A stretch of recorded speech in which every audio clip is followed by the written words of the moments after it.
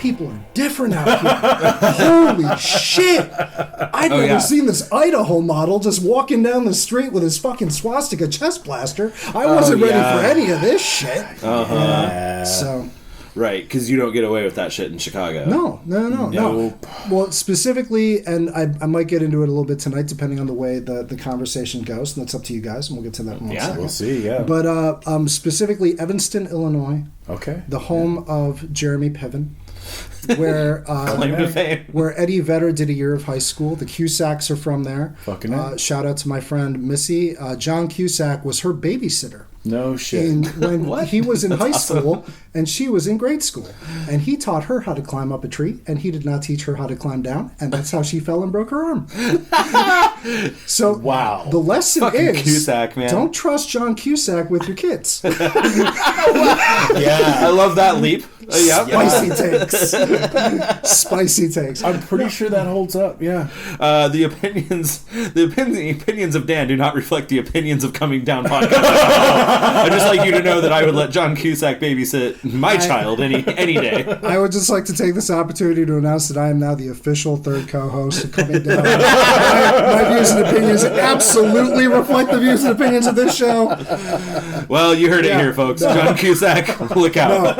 We're coming for you. Never met the man myself, but I've heard nothing but good things about him. He seems great. Yeah. And it's like a fun rando town where like... So, example, a buddy of mine was walking from his house where he, like, grew up in, like, grade school, high school, all that shit. He's walking from his parents' house to the fucking Jewel Osco that's about 4 blocks away. And that's essentially like a Fred Meyer. Okay. So he's walking over there to grab beers. And who does he cross paths with on the sidewalk but Judd Nelson? Get out of here. Who's just kind of in town hanging out and has friends who live in Evanston.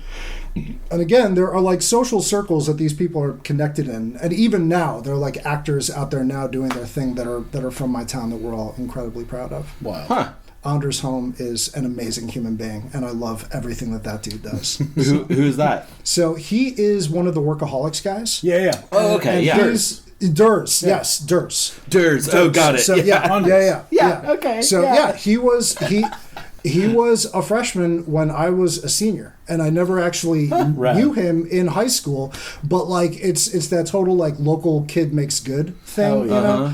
And every once in a while, just out of curiosity, I'll check out his account. Zach Guilford is also a really good shit from Evanston. He was a Friday Night Lights kid, and most recently he's in Midnight Mass on Netflix. He's pretty fucking good at that. Yeah, he's the guy who comes back from jail. Oh, that's my homie. Oh, he's like, fantastic. And I mean, like these are dudes who actually really love the place that they're from and the town that they're from. Like when he was at the height of his Friday Night Lights shit, he would go back to give like essentially like pep speeches to the athletics department at the high school, because he'd been in those programs just like 6 or 7 years before going out and like striking it good with acting. Wild. You know? Hell yeah. And Durs married a girl from the town, and he still goes back there, and every once in a while he'll put up a picture of, there are shots that you can get of Lake Michigan where it's clear that this is Evanston, you know, and he'll just put it up with 60202 now, or 60201, you know. So we know. And we all know, okay, Evanston's a burb, right? Yeah, it's Chicago's hat. Okay, so so it's just Northwestern University. Okay. And there's a north side to the town, which is where a lot of the very like rich people live, and it's where the university is. And that is also where it borders suburbs that are a lot like John Hughes movies, like that kind of a situation. Well, I was going to ask, because you brought up like Cusack and Judd Nelson. I'm like, wow, so are all these John Hughes things just like framed around this like Chicago burbs thing? Correct me if I'm wrong, it is, right? Ferris Bueller's Day Off, like, isn't some of it filmed in Evanston? Oh, I've got a good one about that. Okay, cool. Highland Park. I know that there were places out in Highland Park. So essentially, the further north you get out of Chicago, like past Evanston, the richer the suburb gets and the more pretentious folks get. So Highland Park is an especially northern and pleased with itself. And shout out to my buddy Sarah. I wound up not seeing those like formative John Hughes movies kind of until high school. I missed them as a kid. I didn't see fucking The Breakfast Club until I think I was a sophomore or junior. Exactly. Well, that's kind of the time to watch them anyway, because it's about high school kids. You're not wrong. Yeah, but it was also one of those are a class of movie that you would wind up seeing, like, they were available, like, 7 o'clock during the week, like the movie of the night, on syndication, that kind of thing. Well, and I'd only seen Fast Times at Ridgemont High on television up until, for TV. like, my senior year, and, like, it's 45 minutes long if you see it on TBS, because there's so much they have to cut. Totally.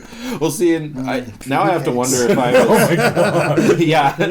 Now I have to wonder if I was discouraged, because the first of that era of that kind of movie that I saw, which it's not even quite in that class, was Heathers, and it fucking terrified me. I was like 7 when I saw Heathers on TV, and it did not sit well with me. I would say that the distinction between Heathers that makes it feel almost like a Tim Burton movie. Because it's incredibly surreal. Like it's so dark. It's fucking nightmarish, Yeah. I think it's because it's shot in LA, and it's LA doing that, like, Anytown USA thing that only LA can do, where it's kind of creepy, It's like David Lynch's version of a small town, as opposed to like something like Home Alone or Uncle Buck, where they actually went out to suburban Chicago and used locations around there for the realism, and then all the interior stuff was studios and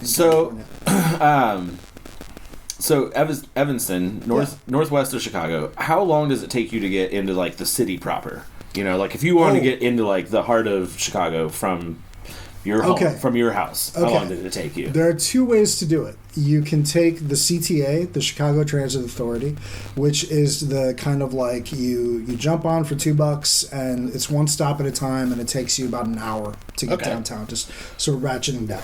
Dude, that's how long it takes me to get to St. John's from my house. That's not bad. Yeah, but very comparable in terms of, like, not necessarily the amount of ground that you're covering, but the number of stops that are serviced along the way, Makes sense. Because it really is like every little corner, versus the Metro, where it's maybe 4 stops in specific neighborhoods, and you jump on, I think it's like $4 or $5, something like that. And you can be downtown in less than 10 minutes. God, from Evanston. Yeah, so it just goes. So it's just like real close. Portland, it's close enough. Yeah, Fuck. it's close enough.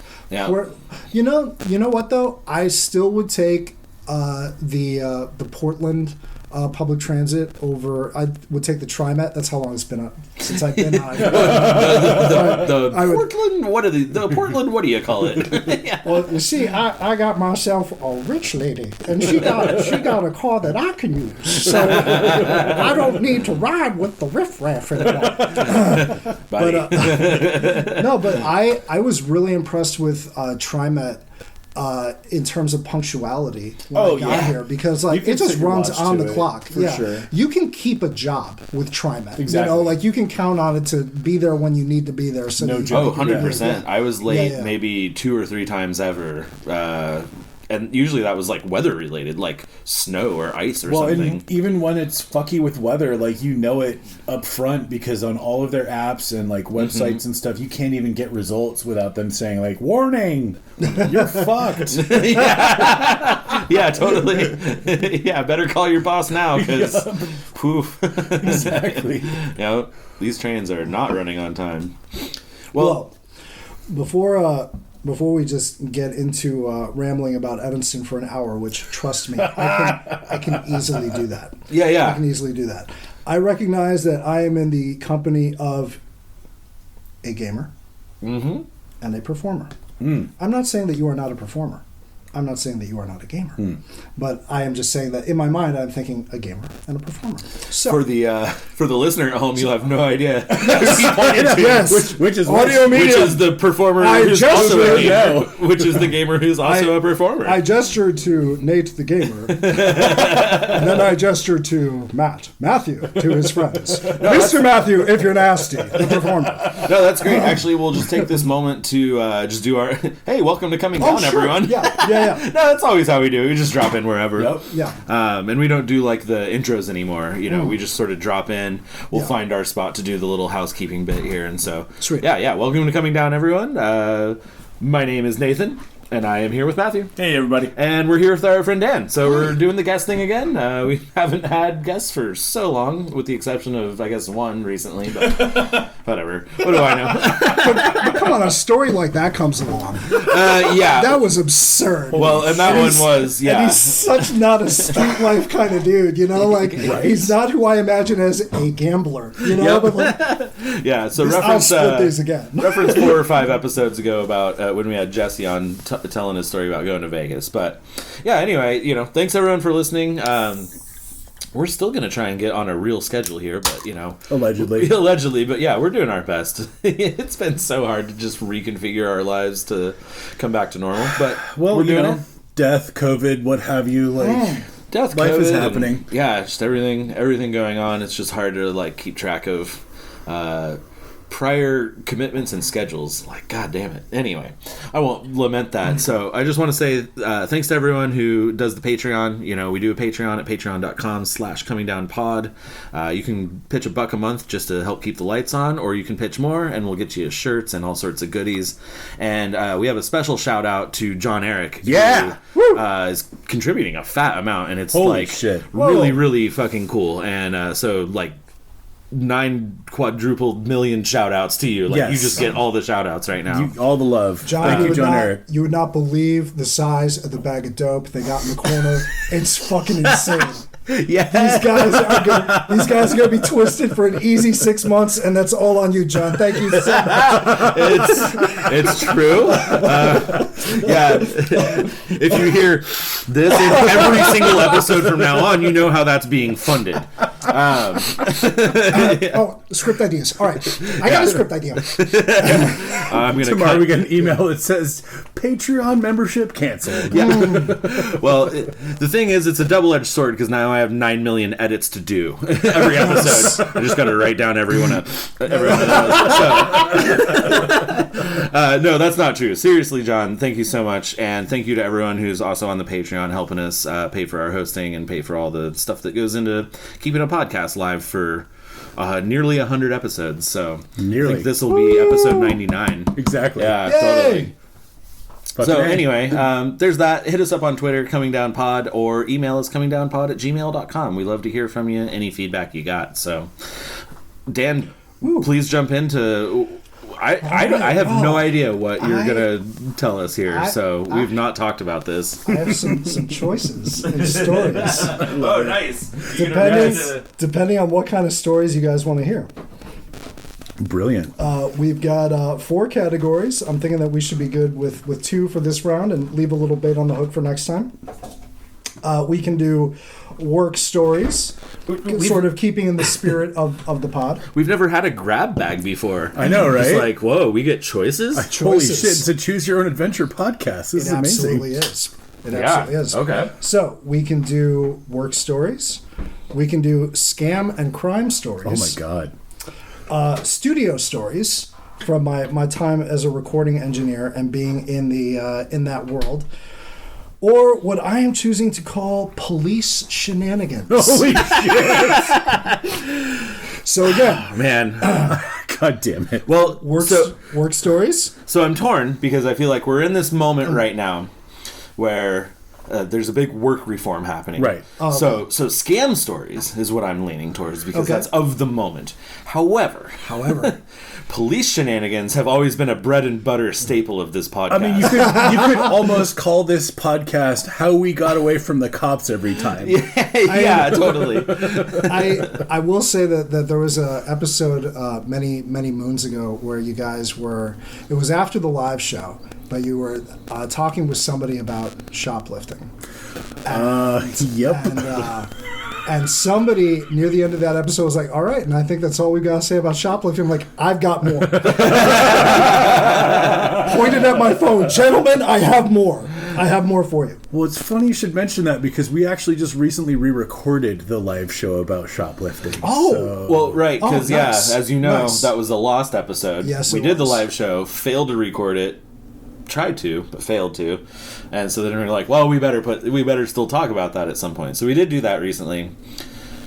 I don't know, man. What do you... fuck, dude. Where's your heart taking you? So, like, my ears lit up when I heard scams. So, like, dude, if that's what we're both on, like... Well, and we've done a couple of those recently, and I do feel like it's of a moment right now. There's a lot of work reform, a lot of talk about, like, fuck my job and how do I make the most out of it. So, I'll put my vote in for that, too. Okay. Yeah, let's do it. So, starting with... I love options. This is great.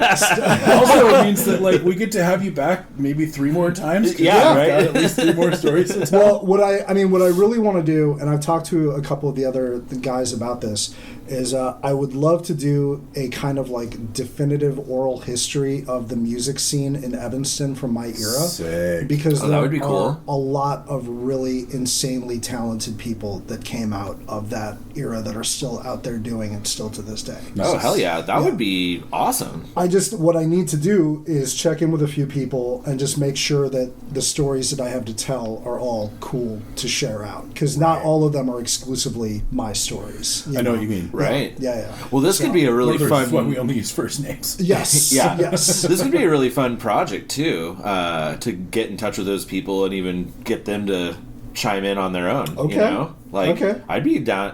I love an oral history, man. I'll tell you what. Oh, yeah. Like, origin stories. And like, just cataloging a time and place. I think that's always so cool when people do that because...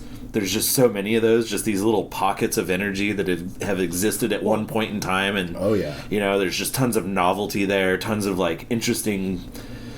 Yeah, just tons of interesting threads to pull. Well, I mean, even if it's not like a scene that you're directly familiar with or people that you know. And even yourself, better. Like, I like stuff that I'm not familiar with because it'll, like, show me a window into, like, a world that's just so far removed from me. It's the oldest form of entertainment. It's somebody, like, I have come to your cave with tales of another cave. I came from that other cave. And I made it all the way here alive. Don't you want to hear how I did that? But in the information age now, it's even more interesting when you're like, whoa, how did I completely, you know, like... This was a thing that happened and, like, nobody's heard about it. It's this whole story that's been lost with time or not told correctly or whatever it is. So, yeah, we'll talk after about that project because that could be fun. Oh, yeah. I'm behind it, too. 100%. Yeah, I will get my notes together for that, and I will reserve that for the coming down. All right. Pod. Nice. All right, so... The thing about Evanston is that it is a town that's essentially founded by, like... hippies that didn't want to admit that it was over. That was ended, you know, so like yippies, kind of like aged out. All of the kids in Evanston grow up on Happy Juice, and you grow up believing that you can be anything you want to be. You can be an artist, you can be a writer, you can be a musician. Whatever it is, you just need to try. And if you feel like it's something for you, then it's for you. And there's a lot of infrastructure in the town around that for better and for worse. You know. Do you think it's still like that though? Because isn't that a very suburban life thing for '90s kids, like '80s, '90s kids? You know. I don't know what it's like to be a teenager now. Right. I did recently hang out with my 17-year-old niecey cousin. Hello, Julia. You shouldn't be listening to this. Absolutely. She's heard way worse, dude. Oh, man. I'm going to tell some stories that she's never heard before. Awesome. But... like getting a sense of like what hasn't changed. Like, when you're 17, you can just drive around and that's the hang and it's cool. You know, that still totally works. You know, kind of like, the best thing. Yeah, cruising. She came out to look at a school downstate. And we were just kind of like tooling around the town that night, and I'm trying to think of like something to do, and forgetting like, oh, she's fine. We're hanging out, we're talking, we're listening to music, and just driving around. And like this is better than this is all that you need. You know, apart from like let's go to a parking lot somewhere and get a 6-pack, which I'm not about to do anyway because I'm a grown ass man. You know? But Safeway parking lot, that used to be the thing in high school. Yeah, exactly. Like if you didn't have anything else to do, that was the spot. Some trouble down there. Yeah. But then also like just hanging out with her for a couple of days and seeing the way that she relates to her peers and like how everything is on social and these devices in a way that I never could have fucking comprehended in high school. Yeah. Like when I'm 15, 16 years old, this is Ziggy from Quantum Leap. Exactly. That is the closest thing that I have in my mind to what this is. 100%. And this is actually way cooler than Ziggy from Quantum Leap. Oh my god! Because he had a fixed set of buttons, from what I can tell. Right? You know? Yeah. And he would get mad because he was pushing the wrong ones. Yeah, with cigars in the way and shit. That's just give Dean Stockwell something to jab at angrily. You know, Sam. Yep. Dean fucking Sam. I'm gonna say something problematic. I'm the reason these reruns are uncomfortable in 30 years. It's true. Oh yeah. Well, so I derailed you in the first sentence. Yeah. So No I was worries, just no worries. because I can't tell if it's because I'm like jaded and in my 40s now, or if like things have really changed. Because there was this sort of idea of when you were a kid, like, yeah, you know, anything's possible. American dream. You can do whatever the fuck you want. Totally. Just work at it and you'll have it. Totally. And like we all know that that's like utter fucking bullshit now. There was something specific about like the arts though with it. It's like If you're creative and if you express yourself, Yeah. you'll become the most fully realized version of yourself. Right. And isn't that who you want to be?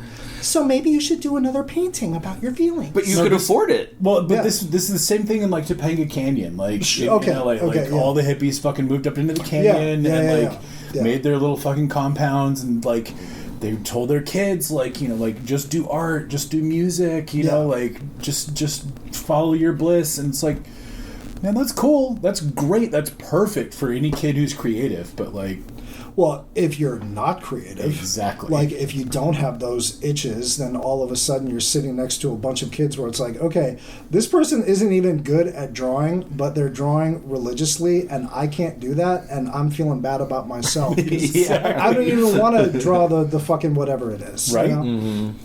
So I don't know. The thing about Evanston is that like the kids there in my era had like a certain sense of fearlessness where, and maybe this is just a universal thing with teenagers wherever you go, but like there were a certain set of kids that would do things to the absolute extreme version of whatever it was.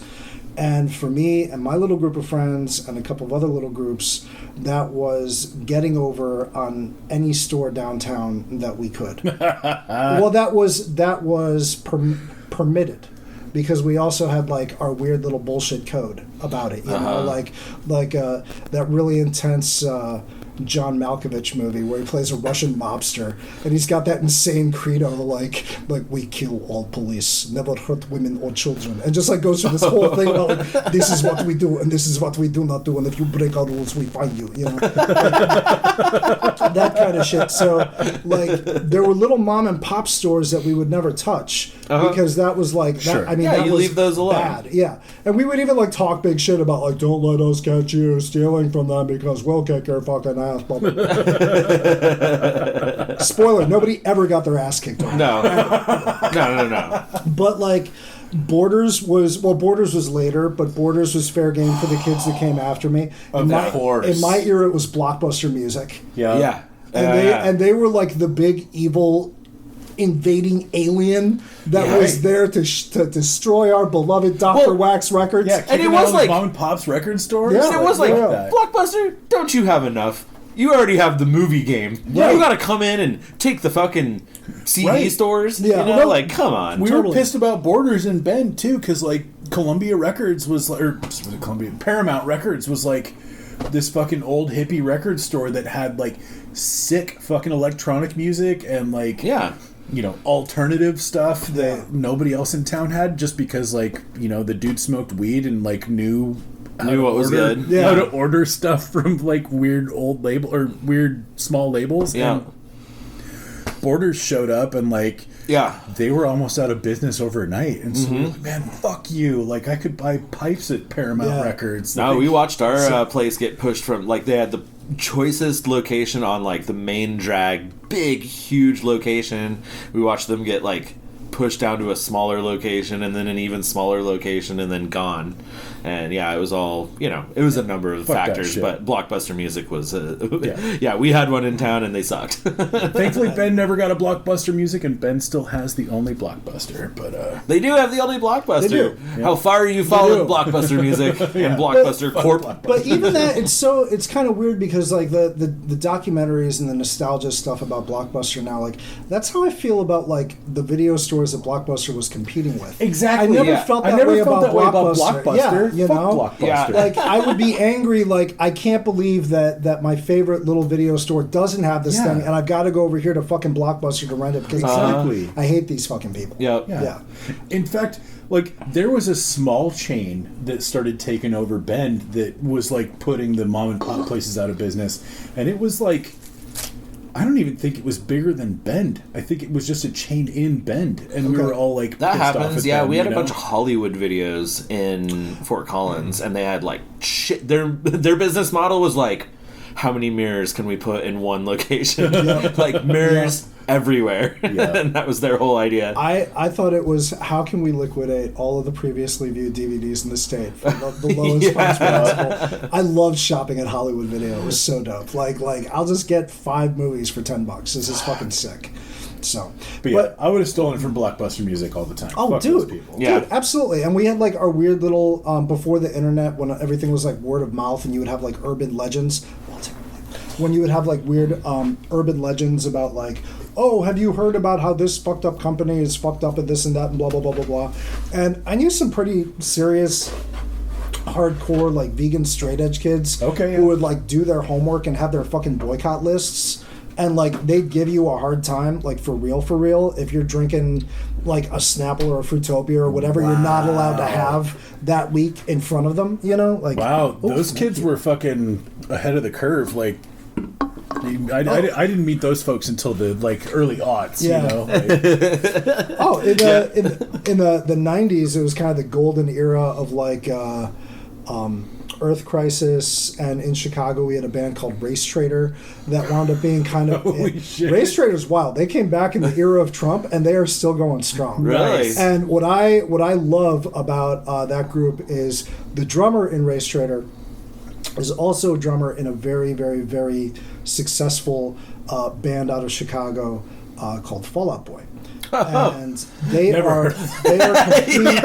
Fallout who? All right, now my friends who are listening to this are like, okay, Dan said FOB, take a shot. So how many more fucking times is it going to be? I will try to do it as few times as possible. But, no, I respect the shit out of this dude because like in terms of what you need for success in life, he has made it. He has a job that is unconventional, but it's his job, and he goes and he does it about 6 months out of the year, and the other 6 months out of the year he can do pretty much whatever he wants. So the dream. He bought a ranch here in Oregon. He's like a weird bodybuilder dude. Like he's fucking intense. Like he looks like a fucking He-Man figure for real. And not just not just from like being a drummer, but from like crazy, like I've got a barn in my backyard and I'm doing parkour all over it. I'm like crawling up into the ceiling. I'm around there in the rafters. I'm just everywhere looking down. Nothing but muscle. Sounds awesome. I don't even know Also him. exhausting. I don't even know him well enough to be cracking these jokes. And for real, he's Diesel like that. So I should show him that. But so he's got like all of his survival needs taken care of, and the rest of the time he's like, all right guys, all of you went into academia. All the other guys in the band are either like teachers or social workers in Chicago, and in terms of like sticking to the cause and like trying to help underprivileged, disadvantaged, marginalized people, however you want to frame that, they are still very much in the fight with that. So the successful member of the band is like, fuck it, whatever we need, I'll foot it. Let's just keep this thing going because this music needs to be out there. This message needs to be out there. Like when they were doing their reunion tour, I went to the merch table. I'm like, okay, all right, so don't worry. I'm just going to drop some hundreds on this to help out the band. I want to help you guys help you guys along. And they're like, oh no, we're fine. We got Andy. We're good. We're next vinyl order, no problem. Next t-shirt order, no problem. We're good. Here, take 2. Take 1 for free. Oh, nice. So, Anyway, vegan, straight edge, hardcore kids who were also very anti-establishment and anti-corporate everything. And they had the urban legend that Blockbuster, the video chain, was founded by a guy who wanted to get out of nuclear. Who made like a shit ton of money in like dirty nuclear and wanted to get out and do something else. And like, all right, home video, I guess, is the thing. Okay. But when you're 16 and angry and you're Charlie fucking Day at the wall full of things trying to connect them all, like, this all makes sense, man. Right. This all makes sense. Then, fuck yeah, you buy into this shit. So you're telling me Blockbuster was started by Pepe Silvia? Yes, okay, absolutely. Yeah. It all makes sense. All right. So I've always wondered. And now I know. So we started off with taking things because we actually wanted them. Like, here's an album that I want. And that's how it always starts. Yeah, that's how it starts. And we all wore the big pants because skaters who listen to hip-hop.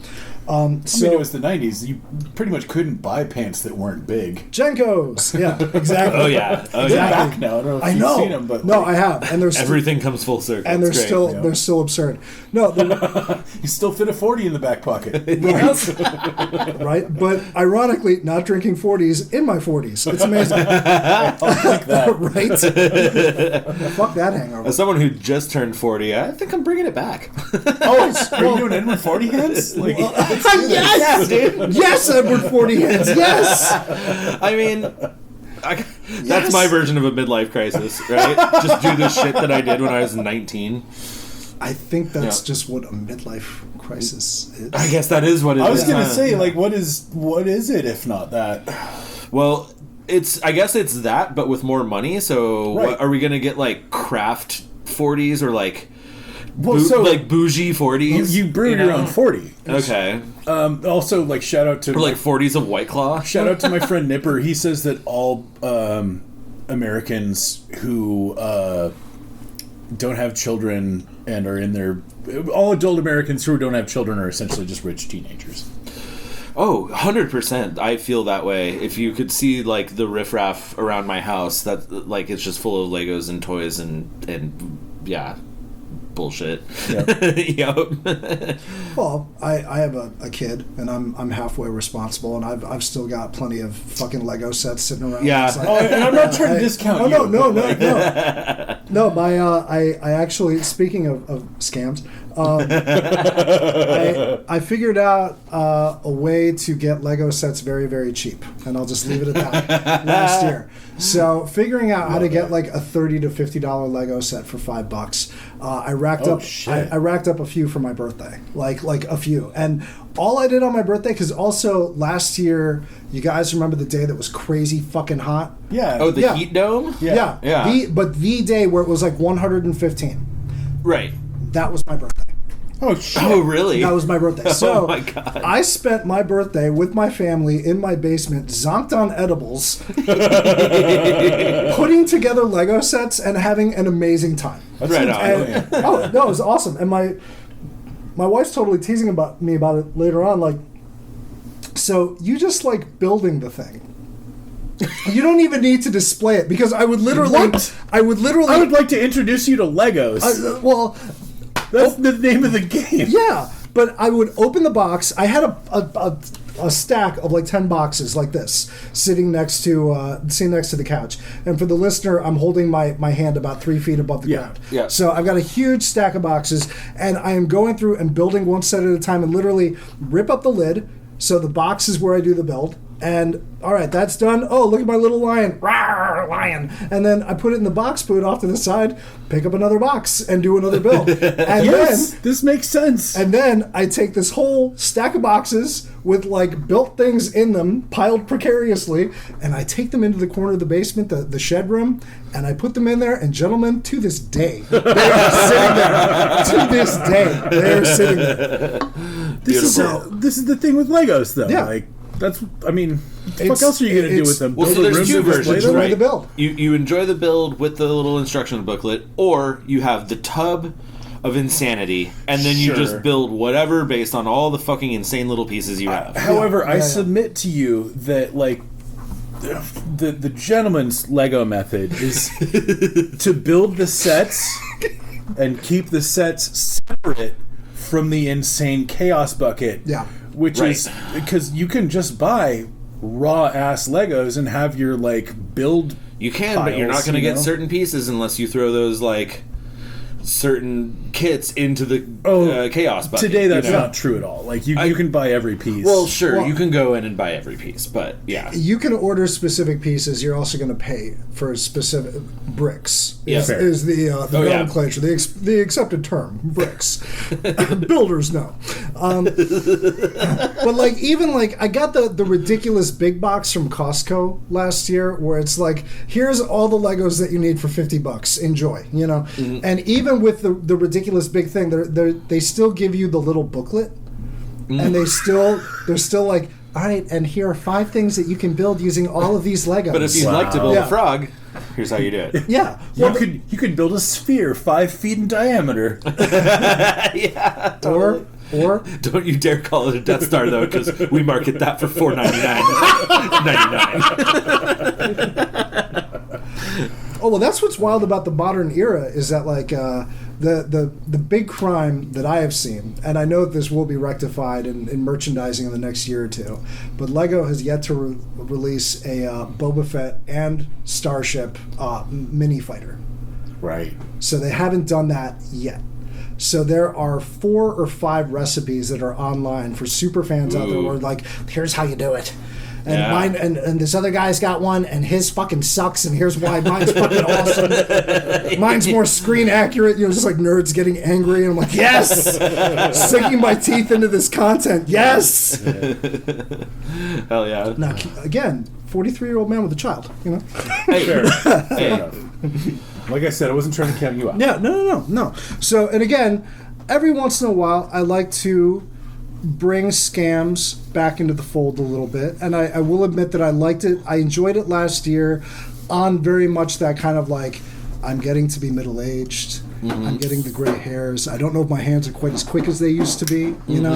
And we were like disgustingly shameless. Like, if you knew that there was somebody working at a store that like had a crush on you or liked you or thought you were like fascinating in that like teenager way, you know, you could go in and mesmerize them and just talk to them. And I am making eye contact with you and I am talking to you. And while I'm talking to you, I am just putting things in my pocket. Oh, and man. Not even like drawing any attention to it or whatever. And either they don't notice or they don't care because, you know, you're just doing some close-up magic. Exactly. Yep. As I get you with my mesmer stare. So anyway, back to ripping off Blockbuster music, which I was definitely doing way more of than making out when I was 16 years old. So we were pretty notorious in the town. It was my little circle of people and another little crew of folks, and we kind of wrote graffiti, sort of, and it started as a graffiti thing, but ultimately it was just like we rack shit, we steal shit. Mm-hmm. So it would start out with, as I was saying, like you'd go into Blockbuster Music and you'd like steal a CD because it's like, oh, I want this CD, but I don't want to pay for it. That's and the tale as old as time. And a week, and maybe a month later, you're just going in out of habit. You know, and it's and it's like an effortless thing of like, oh, this is just what I'm doing on my way home. And this is the slippery slope with shoplifting. Mm-hmm. And a month after that, it's like, it doesn't count if you're not taking 3 at a time. You know, it's like that kind of shit. Like, what am I even doing if I'm not just trying to maximize profits here? Well, and it's like you're trying to convince yourself that you want to listen to this CD just because you're like, well, I mean, like, I'm gonna steal it. You know what? I do like Sugar Ray, and I don't care what people say. Fuck it, man. Fly is a banger. It is. I don't know you. Every once in a while, I listen to Eiffel 65 without irony. I get it. Yeah, I totally get it. So anyway, that's going in the waistband. So we got to the point where we started modifying clothing. So first it started with like an extra slip pocket that you would put down the front of your pants. See, this is good shit. No. This is Thieves Guild. I had friends who modified clothing. Yeah. I never got that far as those who have listened to the episode know. I had a paper route, though, so I already had a big bag that I could just throw shit into. Nice. Yeah. But, But that's a good one. Especially for kids who like the baggy pants, you can absolutely add extra pockets. Oh, Jesus. You can add a refrigerator to those pants if you want to. Like, it's ridiculous. And we only got away with it a couple of times, but we even had a backpack modified so that there was like a slip that you could push things into from the side. A little two-person operation. And it got to the point where like one buddy of mine was sort of over it, was stealing shit. He's like, I have so many CDs that I'm never gonna fucking listen to. I have the fourth copy of Sugar Ray. Exactly. I don't need 4 of these. Like, I don't need to do another like domino thing with CDs because I've already done that 3 times this week because that's how many I have. And I stacked all my CDs into a Rube Goldberg-esque machine just to knock my 5th copy of Sugar Ray into the player and hit play. And so back in the day, they you might remember the little chiclets. It was a little white sensor that was on the back of the CD. Yep. They were really loud. Made a super loud ripping noise, and they had that razor inside, so that if you weren't careful, you get a razor under your fingernail, and that happened to a couple of times. It did not feel good. They were very sharp. I do remember that. Yeah, and I didn't know it was like an intentional razor to cut up shoplifters. No, absolutely. Yeah. And my buddy would get like a stack of them. Like he would rip them off of the CD and then like keep them, and he had a little like stack of them in his hand, and then he would hang out like a necklace of ears. He would hang out next to the door sensor, and as people were walking through, he would just throw one after them. Shut up! He would just throw one after them. What? And they never went off. That was the best part. They never fucking went off. But yeah, he did that a couple times where he just stood there and just like, somebody's getting caught tonight. I don't know. I don't have any CDs, man. You got something in your pants? Oh, he'd do it to like the homies? Oh, no. Well, he would do it to pretty much anybody. And they were a big... That sub-circle of friends was very into like pranking. Don't fall asleep around these dudes because they will absolutely drop a loogie down your throat. Like that kind of shit. Yeah. Hi, gross. Money. I remember.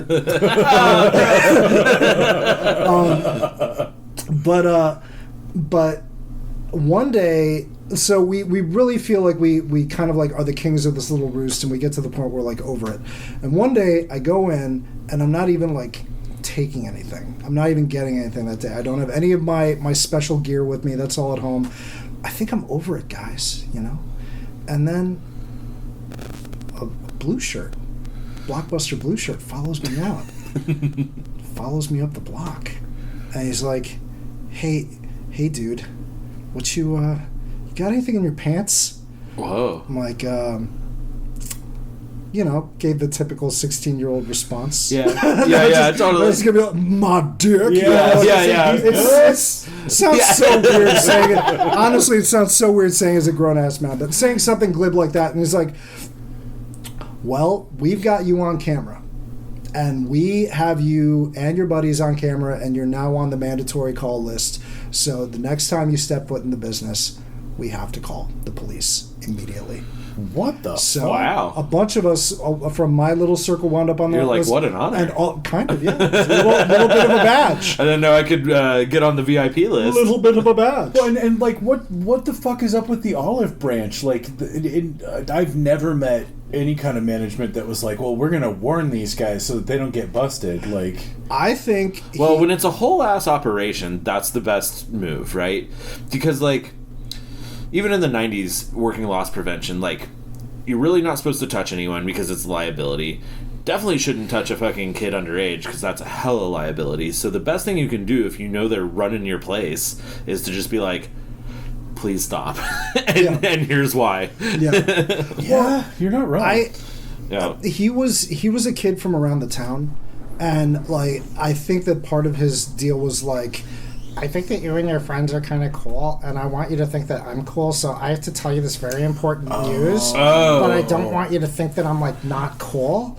So I'm just gonna let you know, like, I've gotta call the cops. If you come back, I gotta do it. Like, right, because that's who's running that store is other fucking teenagers. Like, that's how Blockbuster works. No, exactly. It's just, it's been that long since there was a fucking Blockbuster that I've forgotten that's the deal. Like, and there would be, like, I don't know, like 2 or 3 middle-aged people involved in, like, running on, like, a management level. Exactly. But the people that you're seeing in there are just, like, teenagers that you go to high school with, and half the time they don't even give a fuck, you know? Right. I know there were plenty of times that I ganked shit, and they just didn't care, you know? Well, fuck. That was the thing, is like, if you went into a Blockbuster and there was a 40-year-old man with a blue shirt, you're like, what happened to you? You know? Yeah. Totally. How are you, like, are you the man, like, are you just here because somebody's sick? Like, oh. Yeah, totally. No, I'd forgotten that's how that shit worked. And again, an opinion or a feeling or an inkling that feels a little different now than it did a couple of decades ago. Yeah, you know, because now I would say that same blue shirt, I'm glad you have this job. Fucking A. I want you to keep this job. Exactly. Yeah. I do not want to fuck up this job for you. Did you leave your teaching job for this? Good for you, honestly. Jesus, that's the thing. Like, up until 2008, you know, like, there were jobs that only teenagers had, you know? And then, like, we had that recession, and it's like, oh, Grandpa's got to go fucking apply at McDonald's because he lost his job at the insurance company. And it's I had a dishwashing job at 30, and I was like, I'm doing so good. Yeah, totally right. Dude, that's how I felt, man. Yeah, like, I got that job at the movie theater, and, like, you know, I started as a grunt making $5.75 an hour, wearing a red vest and a bow tie, serving popcorn, like, nearly 30, but still was just like, I'm so thrilled to have this job. Yeah, because nobody had jobs in 2008. No, totally. Oh my God, that was a dark, dark time. Yep. And speaking of fucking over kids from the town, do you guys remember a computer software chain called Babbage's? Oh yes, shit! I sure do. Get into this. They were one of the rotating cast of those types of stores that moved in and out of my local mall, you know. Mm-hmm. Yeah. I think Babbage's became a B. Dalton, which became a something else, which is now an FYE, which is now bulldozed to the ground. Okay. Yeah. Well, and they were like mall exclusive. Like, you couldn't find a standalone Babbage's. Typically malls, but I could, totally. Well, typically malls. You could. Okay. You could in Evanston. In Evanston, Illinois. Here we go. But no, to be fair, there was a part of downtown. It's still there, and it feels very much like a strip from a mall. You know, it's like it's like basically a solid building that goes down each side of the street, and each building has like 30 storefronts jammed into it. In Some block, sort of strip mall. Something exactly. But like a strip mall on steroids, and like this is how just the entire downtown is. It's like 4 of these sorts of blocks. Yeah, see, and that's funny because I think in places like Colorado and Nebraska and Kansas, you call those outlet malls, but like they're actually in like suburban, like you know, more urban, like suburban places. But yeah, like they put them way out off the highway, like. And now here too, we have like outlet malls where it's just like chain store after chain store, and you might still find a Babbage's in one of those. Yeah, just gotta drive to Woodburn. A brick and mortar for software. I'm fascinated. Yeah, in 2022. How the fuck does that even work? No, I'm sure you're right. Like, it was software. Do I need to bring in my own USB stick? Is that what we're doing? It's insane that GameStop still exists, you know, like let alone just a PC store. Yeah. I don't think it does, though. There's no way Babbage's exists, right? No, Babbage's is done. Babbage's is over. It's been done for a minute. Okay. Believe me, I looked into it before sharing this story. These companies. And then I got a virus on my computer, and now I need to go to a Babbage's to get a fucking. Gonna need to get some McAfee CD, and it's a weird chain of events that's happened. But speaking of problematic white dudes, John fucking McAfee. Like the poster boy for problematic white dudes. Yeah, let's do a deep dive on that guy another time. Shit, dude. So, wow. Unfortunately, at our downtown Babbage's, well, it was fortunate for him. Mike was not the brightest bulb in the chandelier. He came from a working class family. In hindsight, I feel bad about this because he needed the job, you know. Sure. But at the same token, if you need the job, you don't enter into a deal like this. Oh no! Because this is definitely Faust fucking up, you know, like it's one of those stories. So we convince Mike that it would be okay if there were some things that disappeared out of the store, as long as we didn't take too much or do too much or go too nuts with it. And he was like, well, I can't see it. Right. Like, I can't actually see it while I'm on duty. That's fair. So we work out this... Right, he needs the plausible deniability. Exactly. Yeah. So we work out this thing where he is going to page us, because we had pagers. He's going to... Yeah. Fuck yeah, you did. High tech. 90s scumbags. So he gives us a page letting us know that the store is shut temporarily, and he closes the store for a minute, and he goes into the back and he turns off the cameras. And so we go in. Okay, and so it's a little storefront, so he's like the only employee working. He is the only employee working. And he can just like pull the gate down and put a sign up, be back in 10. Well, no, there wasn't a gate because it wasn't that kind of a mall thing. It was right. It was still a door. It was still like so, on a block, so he could just lock it and put up a be back in 10 sign or whatever. He put up the sign, but he left it unlocked. Oh. And then we went in. And then we went in. We locked. Oh, there you go. And then we pulled out garbage bags. Holy shit. And then we filled them. Holy shit. Mike had put in for a couple of things. He's like, I'd like, I think it was like a joystick and like some flight simulator that he wanted, Okay. Like super reasonable, Dude, Like, I love this idea of like, I'll literally set you guys up to do this, but I can't see it. Therefore, I couldn't possibly ever get in trouble. Yep, yeah, but also I'm going to need you to fucking rip off a couple of things. Yeah. For me. Here's my little Santa's wish list. There are a lot of layers to it. Yeah. I'll just say that we went into this conversation with Mike knowing that he'd been in special ed classes and knowing that we could probably...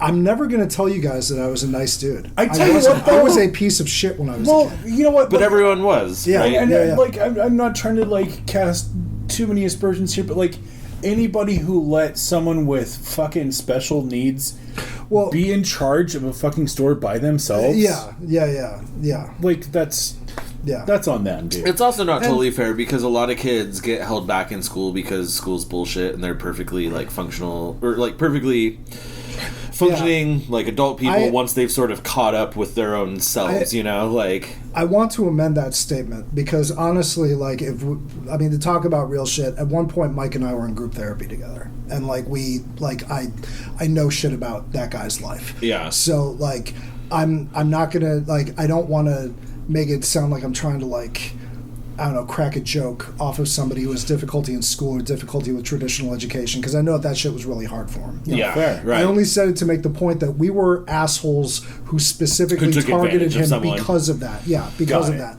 Sure, yeah. And because probably like we thought we might have been underestimating his overall street sense, but definitely overestimating it because he absolutely got fired. I mean, absolutely, because like $1,000 plus of merch walked out. And you did this once. Yeah, we did it one time. Yeah, one time on that. Christ. All we needed to do.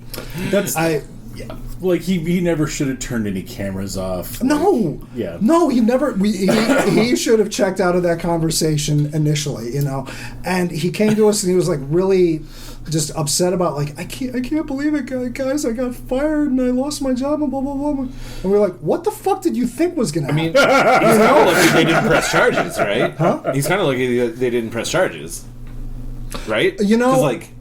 I had never actually thought about that possibility with any of it. To be perfect. Because he was. Because it kind of seems pretty clear that it was an inside job. It absolutely was. $1,000+ in merch gets stolen. And the best part was we don't know that he actually did any of that shit. he just told us that he did. So there could be like several layers of scumbaggery overlapping on each other and fucking each other over. Die roll on top of die roll. Like, yeah, exactly. Oh man, exactly.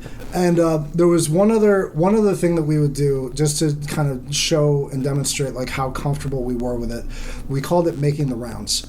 Oh my god! When you get a term for anything, and it's what, and you know it's something. Yeah, you know it's some real fucking skullduggery. And it's what you did on Sunday, because Sunday was a boring day because we weren't good church kids.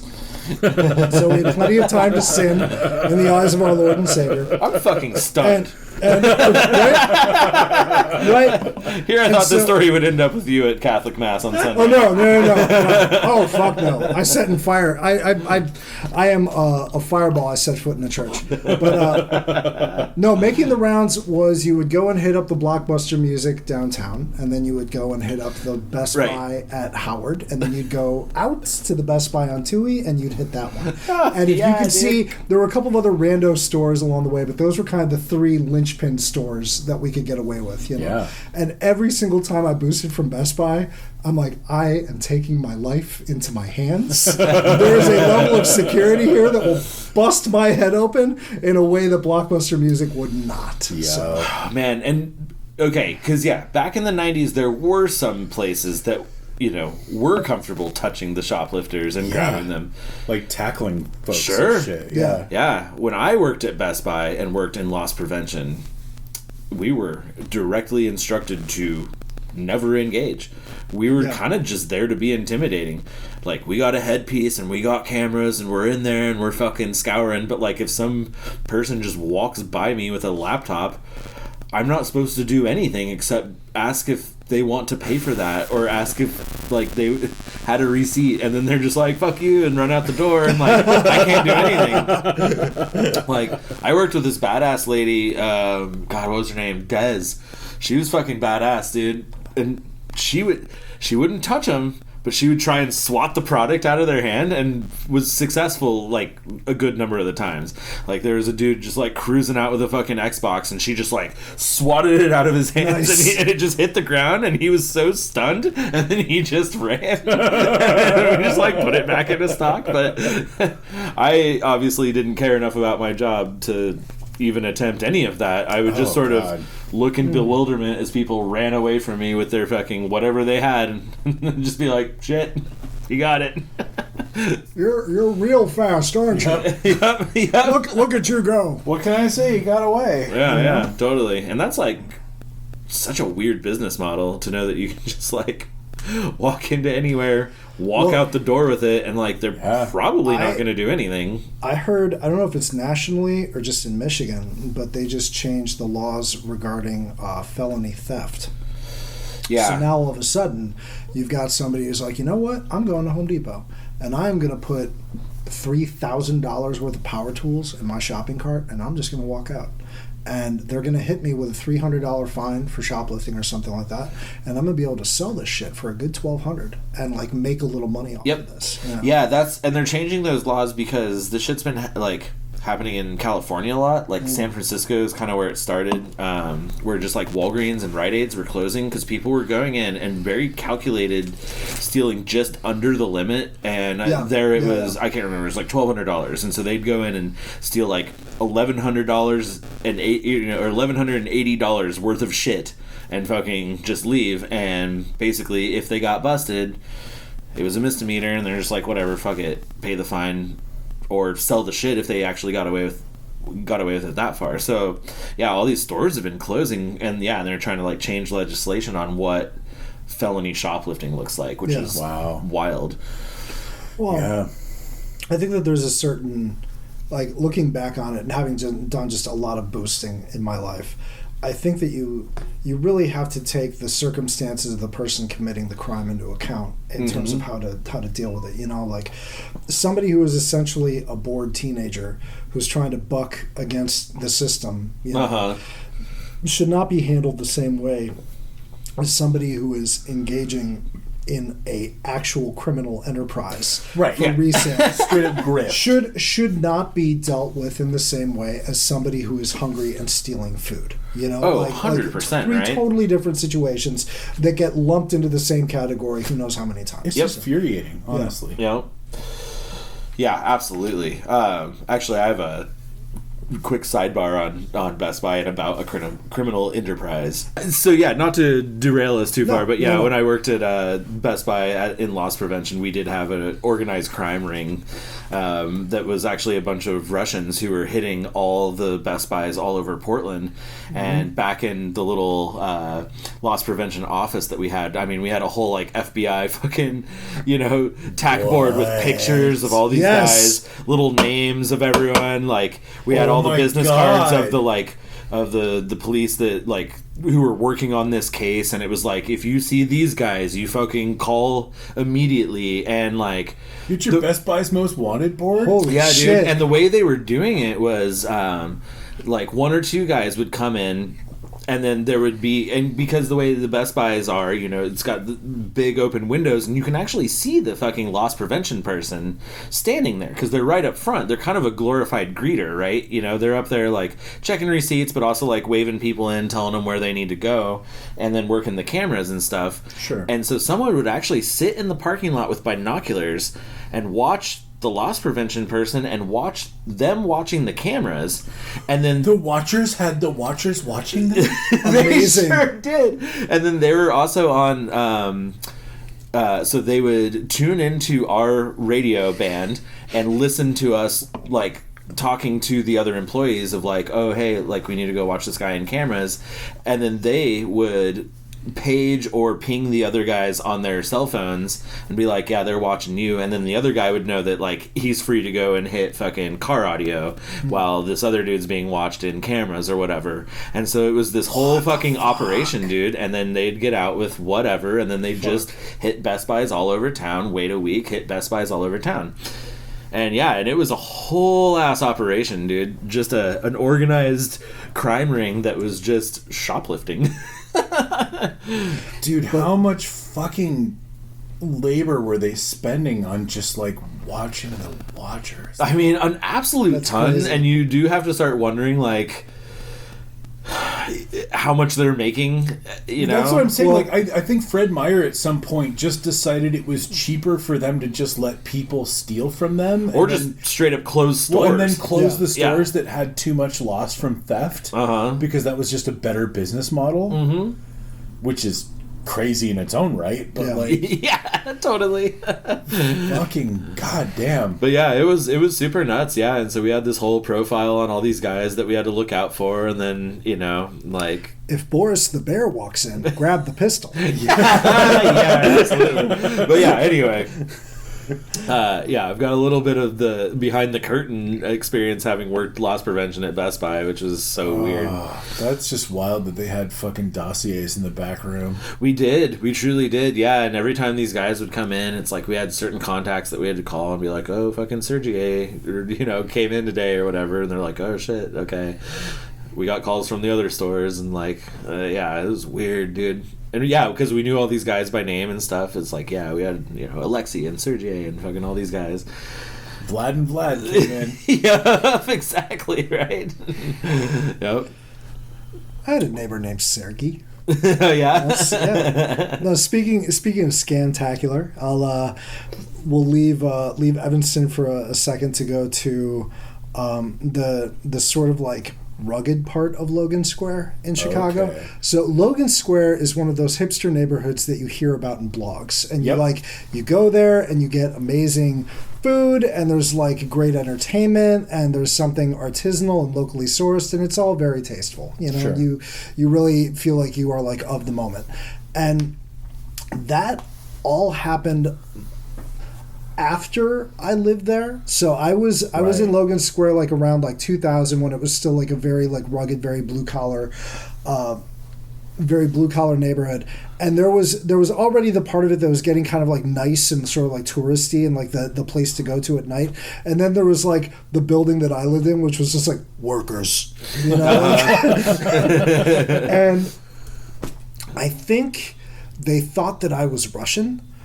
because of my name, Cruzat, and they just didn't know what to make of it. Nobody knows what to make of Cruzat, so it's Spanish, but I get it. Yeah, but it's not like it's not immediately Spanish the way that Gutierrez is. Right. You know, something where you're like, oh, that's Spanish. You know, you're like, wait, Cruzat, is that Polish or Dutch? You know, like that kind of thing. Right. So I get all kinds of stuff like that, and in this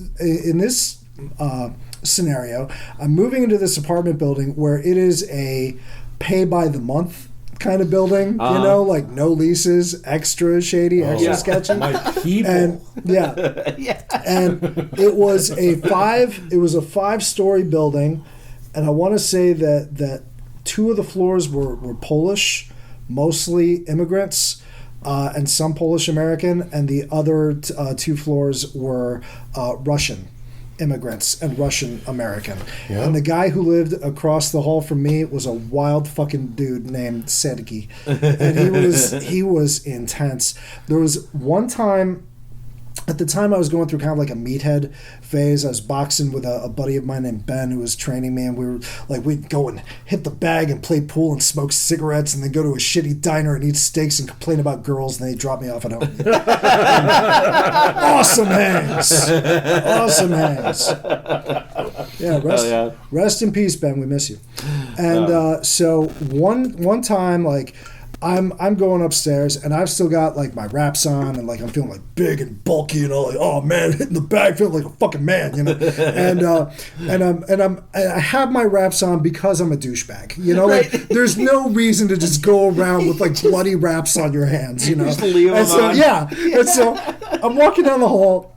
Maybe chicks will think this is cool. Svetlana up the hall. Maybe she'll let me have a freebie, you know.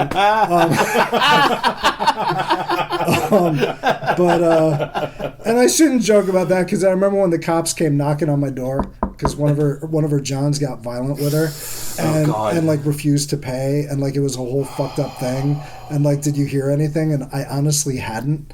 And like that neighborhood, that building, those people, nobody talks to police ever about anything. No shit. You know? Yeah. Well, especially above and beyond, like, it's not cool to get other people into shit. Like beyond that level, it's a matter of you still have to live in this building around these people. Exactly. You know, and if they think that you were talking about them, you know, that's why I never got to know my neighbors beyond Sergey. You know, I didn't need to know what they were up to. Yeah, I've got a pretty firm don't get to know your neighbors rule. Pretty much wherever I live, unfortunately.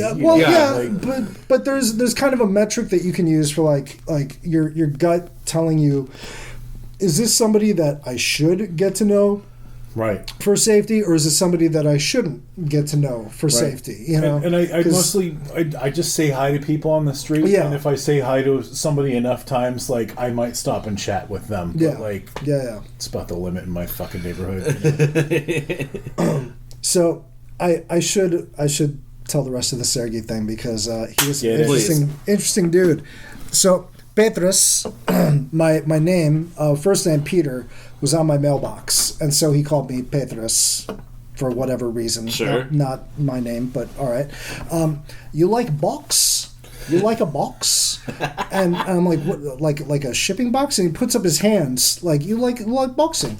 I'm like, yeah, fuck yeah, I like boxing. He's like, Come in. We watch, and I go in, and he's got these like 2 rando dudes on his couch.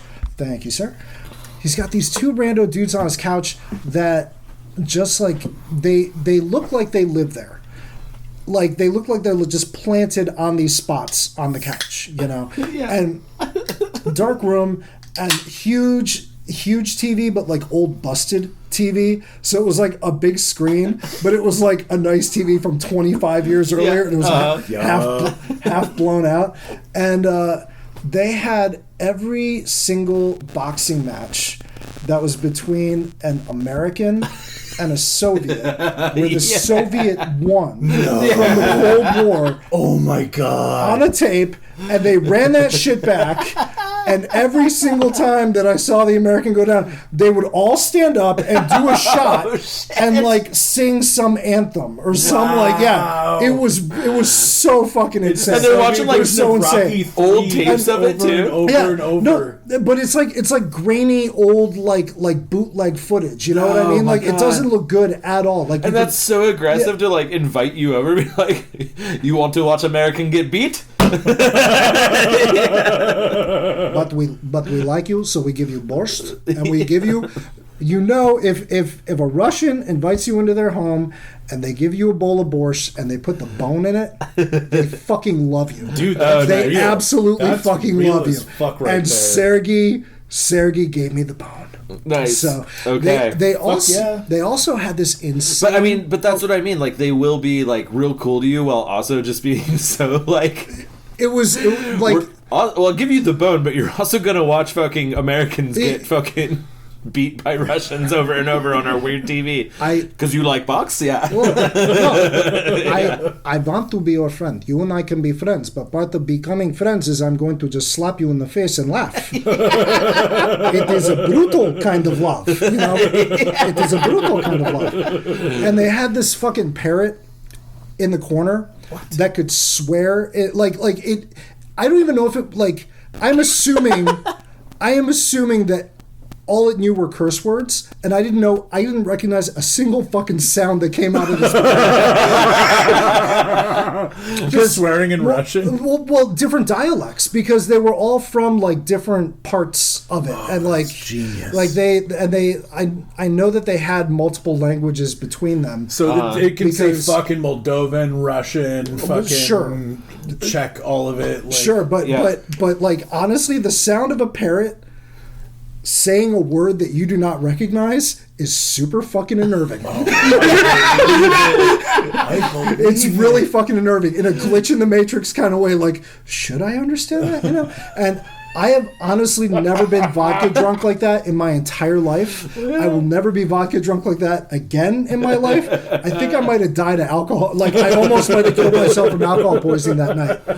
Because I ultimately had to, like, drag myself back across the hall. Yeah. I lived across a hallway that's, like, not even as wide as this room. My door to his door. And it was an epic saga to get from his door to my door, you know?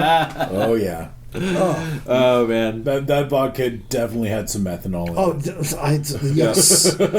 You know, I didn't see the bottle that it came out of. That could have been some bathtub shit. Oh, for sure, right? But then there was another time where Sergey was concerned about affairs of the heart. Oh. And there was a young woman that he wanted to introduce me to, because she was very beautiful and she was very good in bed. And she only had 2 children. Wow, only 2. And she's practically virgin. Yeah, and so would you like date? You know? Are you trying to set you up? Yeah. Oh, nice. Yeah. Only 2 children. Yeah, exactly. You know? And I'm pretty sure that he, like, at one point he was dealing towards the end of his time there, because I started seeing like these sort of like scabby, strung out folks in the hallway. You know? Like, oh yeah. Have you seen Sergey? No, I've not seen fucking Sergey. No. No. And you have not seen me. We do not know each other. This is not happening. I don't fucking know Sergey. Get the fuck out. Yeah, exactly. Exactly. Whoa. So, yeah, there's a thing about Evanston where a lot of the kids there, you grow up right next to Chicago, and you grow up like absolutely fascinated with like gangster stories, like all that Al Capone shit, you know. And, right. And if you have like people in the Midwest like I did, then you hear about how St. Paul back in the day was sort of like the summer vacation home for all the Chicago gangsters. When things would get too rough in Chicago, you'd go up to St. Paul and hide out up there for a little while. So the Dillinger Escape Plan, that band name, comes from them fleeing an apartment building that was around the corner from the school that my cousin went to for elementary.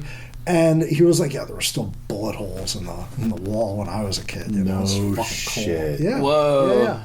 And so I always wondered about that band name. Yeah. Yeah. But like, there's just this kind of like fascination with like crime and how can I get into it that's sort of like in the water there. So it's not even really anything special. We all sort of dabbled in it to one extent or another. You know, like everybody had that year where they played bass. Everybody had that year where they did a zine. Everybody had their year with a 4-track, you know. Yep. And everybody had their year of racking shit, you know. but then there were like some weird things that like real heavy shit that happened that sort of like snapped you back to reality with it. Like there was a kid that he was like one of my best friends in homeroom in 7th grade. You know, like every day for a year, this guy and I would just keep each other sane around all these kids that we couldn't fucking stand. And when he was 17, he wound up getting mixed up with a really ugly street gang that has a very brutal reputation in Chicago. You know, like they won't just kill you, they'll stab you. There's something very sharp and very short, and they'll make it hurt. You know, like that kind of thing. So he wound up with them, and they basically, if I remember the street lore correctly, they needed somebody to go into jail to be a soldier for them in jail. So they basically just said to him, just kill somebody. We don't care who. Just kill somebody. Oh, Jesus. And so he wound up killing this kid, Andrew, who I also knew and was like I didn't know him, but I knew the name, and he was a person in town, and you know when someone gets fucking murdered. No kidding. Yeah. The summer of like high school graduation, we're all turning 18, you know, and like we're all going off to college or going off to work or whatever comes next after high school, except Andrew's going in the ground and that other dude is going to jail for who knows how long. And to do like a mission for this gang? Yeah, well, they just said to him, no. They just said to him, all he knew and all he heard was, we need you to kill somebody. We don't care who, but we need you to shed blood for the set. Essentially, like we need you to kill for the gang. Good Lord! And so they just rolled up randomly on some kids that were stopped in an intersection. His buddy was riding a bike, and he was hopped on the back of it, and he had a gun in his sweatshirt. They just pulled up on a bike next to a car at a stoplight, and he just upped his pistol and shot into the car and killed Andrew right then and there. Wow. Man, fuck. And it turned out, if I understand correctly, they were both part of the same parish, the same Catholic church in Evanston. So the priest there wound up facilitating shit between Andrew's father and the kid who killed Andrew. I don't need to say his name, but facilitating meetings with them where the father wound up like, it took 15, 20 years of encounter therapy and talking to him, but finally like came to forgive him for what he did, which I can't, as a parent myself, I can't fathom. No, I'm gonna start crying right now. Yeah, it was a lot. And then this absolute piece of shit wound up getting out on some kind of like, all right, you're not a total menace to society anymore, we'll let you go. And he wasn't even out for like 2 years before this time around it was raping kids. And he what the fuck Christ? Dude? Yeah, and now he is back in, and I look him up every once in a while just to make sure that he's tucked away. Yeah, no man. Kidding, and it's fucking crazy because again, I remember this like really funny kid that I used to snap jokes with when we were like 12 years old, and we would talk about rap tapes and like the jokes from Fresh Prince of Bel-Air and like like just being like kids and like doing kid shit. Yep. Because everyone's a kid at one point in time. Exactly. I mean, as and I don't know how caught up you are on listening to episodes, but one of my childhood best friends is in prison for life for some super heinous shit, dude. He has a Dateline episode, actually. Fucking gnarly. I'm sorry. I mean, look, dude, I haven't talked to the guy in forever, but it was super jarring to find out, like, I used to pal around with this dude a lot. In fact, he was probably my best friend for a small chunk of time in, like, 7th, 8th grade, Well, and knowing who he is makes that Dateline episode so fucking chilling. It's just like a horror movie from start to finish. It truly is, yeah. So it's super weird knowing, some fucking evil people, man. Like, or people who got caught up in some shit and became broken people. They're just broken people is the way to put it, I guess. But I don't. Yeah. I don't think that my former friend should be like forgiven or absolved for any of the things that he's done, because I don't know if he's interested in veering away from the darkness, because I'm pretty sure he's just been there for so long. But it says a lot about like how we treat criminals and criminality, and like I was saying about like you shouldn't look at all cases as if they're the same. Like maybe okay, you're 18 years old and you just committed a fucking murder. Like we need to address that in a very real and serious way, and your life has to be different because of that in a real and serious way. But we've got to be able to get your life back on the fucking rails. Right. There's got to be a way to because otherwise it's a waste of two lives, not just one life. Precisely. I 100%, mean, yeah. This is the. I mean, like, I'm not trying to fucking get us into the issues of fucking our incarceration culture here in America, but that's ultimately, if the focus isn't on rehabilitation, then what the fuck are we wasting our resources on? Like, are we just going to keep everyone captive for their whole fucking lives? That doesn't seem like what we should be doing. Well, sir, have you considered the profiteering possibilities of slavery? There's quite a bit of money to be made, sir. Well, the 13th Amendment does say that we can keep slaves as long as they're prisoners. Define person. Yeah. Oh, boy. So, and then there was another screwball from my town who's like, he's still an interesting character who pops up on social media. For the purposes of this, I will say that his name is Cody Warwick, and people from the town know who that is. All right. Solid. Close enough, with no copyright violation. He was definitely one of those like trying too hard to be a young gangster kind of kids in high school. Pretty sure he might have actually had a gun at one point and was like just fucking around and being stupid. But like, again, that wasn't an uncommon thing. Like he would just be like, I went to the city over the weekend, I got a gun, I'm so fucking nervous. You want to come over and look at it? It's really weird shit. But he got into some really weird like cult leader scammy stuff. Whoa. But on a super small scale. Like, imagine. I am here for this. Imagine. You piqued my interest, sir. Like, somebody who's like a super effective Svengali kind of personality, but not for like 200 people, but for like 2. Okay. I mean, technically, that's all you need to start a religion. Yeah. So, like, and we're in this. And if you think that it's starting to sound sort of like a Trailer Park Boys sort of setup, then the theme music is not far behind. And one of these kids that he had like mesmerized. Was very wealthy family, and the parents went away on vacation for like a month and left this kid on his own in the house for a month over the summer. And Cody juiced this kid for everything he had. Like, he got this kid to write checks out of the parents' like bank account for 5 figures. What? Yes. There was auto theft. There was a high-speed pursuit at one point because the parents cut the trip short and came home. Let's just put it that way. Like, they're like, something's going on with Ryan. Let's go check in with him. Holy shit!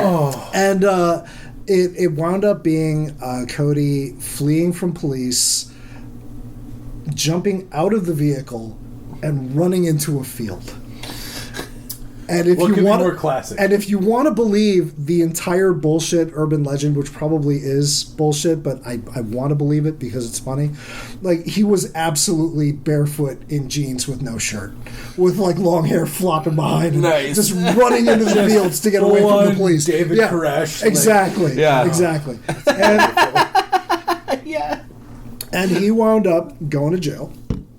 I mean, no one could have foreseen it, but no, it happened. Yeah. And then, if you believe him, and this is the part where you really don't need to from this point on, he found Jesus, and he's a much better person for having found Jesus. Okay. All right. Look. Okay. Yeah. All right. Yeah. I mean, whatever. But, sure. You know. I accept. Sure. And now he is like trying his best to look like a sort of like tech startup guy, you know, an innovator, a disruptor. Like, check out my blog posts, like that kind of thing. Whoa. You know? So, and he's got like all these weird pictures of him doing like team building exercises with people, you know. Like, so he's still trying to be a cult leader. I was gonna say, like, nothing has changed. Yeah. He's just repackaged it. Yeah, this dude should. And you know, he's got a few hundred followers. At least on Twitter, not make the same mistakes that fucking Nexium did. You know what I mean? Right. Oh, that fucking dude. Yeah. That fucking dude. Yeah, I went down a bad rabbit hole with that style of documentary. Yeah. Where it's like, it's 6 parts and it's incredibly juicy. Yeah. It's totally fucked up. The fucking, the Von Dutch one on Hulu. The Curse of Von Dutch. I haven't watched that one yet. Not familiar, but aware of who that is. Yeah. I'm a huge sucker for this sort of thing, though. So, yeah. No, it's I watched both Nexium documentaries. Oh. Yeah. Would you like to go for a walk? You're looking especially vulnerable tonight, Dave. Oh my god. Would you like to talk about your pain from childhood and smile the entire time? God damn it. It's like so many fucking Scientology parallels too. Like, oh, well. Yeah, but I mean, that's kind of that's the American way, you know. Like, it was start a cult and take all your money. I mean, he was really respectable in the way that he did it, but Dale Carnegie was essentially the Nexium asshole of his day. Yeah. In that, like, what I can do is sell this book, How to Influence People and Twist People's Brains, and I can get paid for speaking engagements, and I can be that much of an influencer. I'm sure that if Dale Carnegie, in his lane, was able to have like a full-on sex cult, that he would have. Yeah. And for all we know, he probably did. And it just didn't make the news, you know, because he was a respectable businessman. Well, and we didn't have the information network that we do now back then. Yeah. So, like, for all we know, it could have been eyes wide shut. It also was like a different lens that we viewed everything through. Like, the Nexium thing is super weird because, I mean, 20 years earlier, that shit's not that weird. You know, through a societal lens. I mean, obviously, to the people involved, like these poor women being branded, it's weird. But like, But 20 years earlier, they aren't like building a case and saying like this is called sex trafficking because they didn't have that language 20 years earlier. Yeah, you know, right. Now they do, and it's like, yeah, this is super fucked up. So yeah. Well, I mean, you can say that the branding thing is super extreme, and the way that like from the accounts. The way that the victims were led into it was a lot, but I mean, tribalist markings that's pretty common. Like you've got gang ink and fraternity tattoos and, and crew tattoos and that kind of shit. I'm just saying that like in the moment, I could see somebody thinking this is not the craziest fucking thing that I've ever heard of. You know, like, this is our mark that signifies us and separates us from the rest of the world. Yada yada yada. And that's the thing with cults. You know, no one ever thinks they're getting into a cult. They just don't until they're way too deep. No one ever starts their day and says, you know what, today is the day that I'm going to join a cult. You just find yourself in one years deep, and it's like, oh no. You decide that David Miscavige is full of shit, and then you realize they've got a whole bunch of dirt on you. yeah, because it's been years that you've been fucking in this thing. Yeah, it's gnarly. It is a bummer how much of the cast of Battlestar Galactica wound up in that shit. Really? Dude, seriously. It's insane. That's no joke. It's insane. And I actually did a grand rewatch of all things Battlestar last year. It was one of my pandemic content kind of things. Fucking love that shit. It was the exact same roller coaster that was the first time around, except this time there was no one to talk about it with. Really. You want to reach out to somebody like, yeah, Battlestar Galactica, the sci-fi show from like 12 years ago. Yes. All right, I just went through the whole thing. Do you remember how you felt when you watched the finale? Yeah. I'm there right now. Yep. Please hold my hand. You know? Fucking angels? Are you serious? That's funny.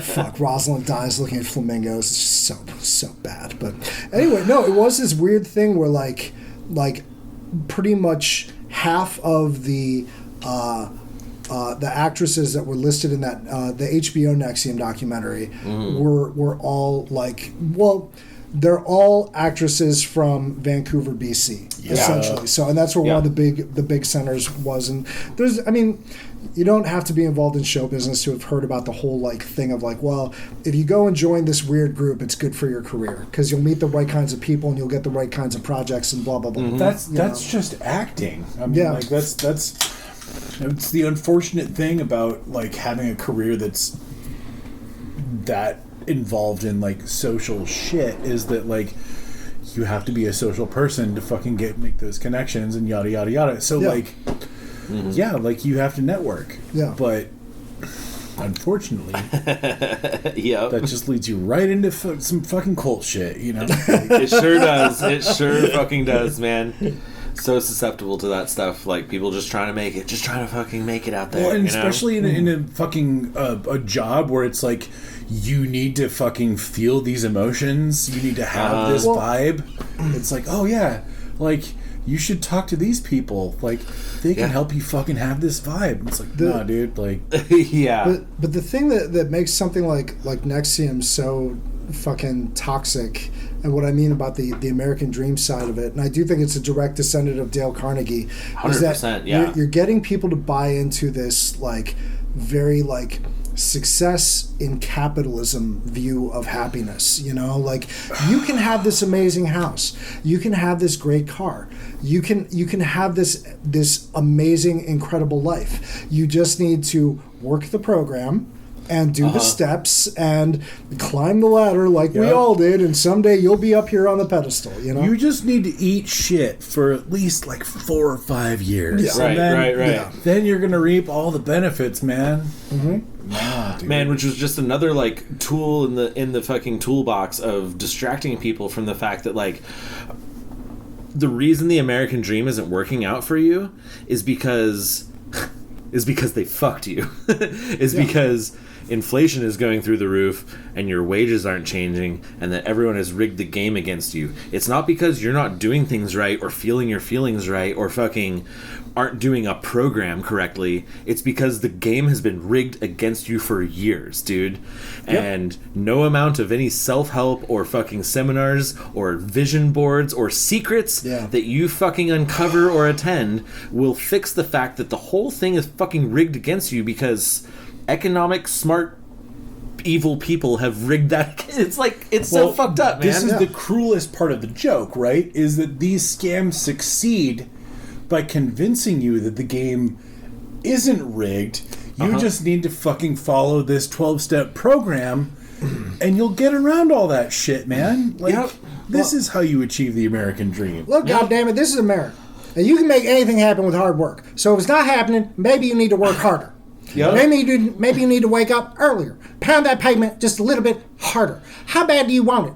Because the next guy wants it that much more. Like that's the rhetoric. Dude, but alternatively, that into your head. Alternatively, Dan, what if you just made a board?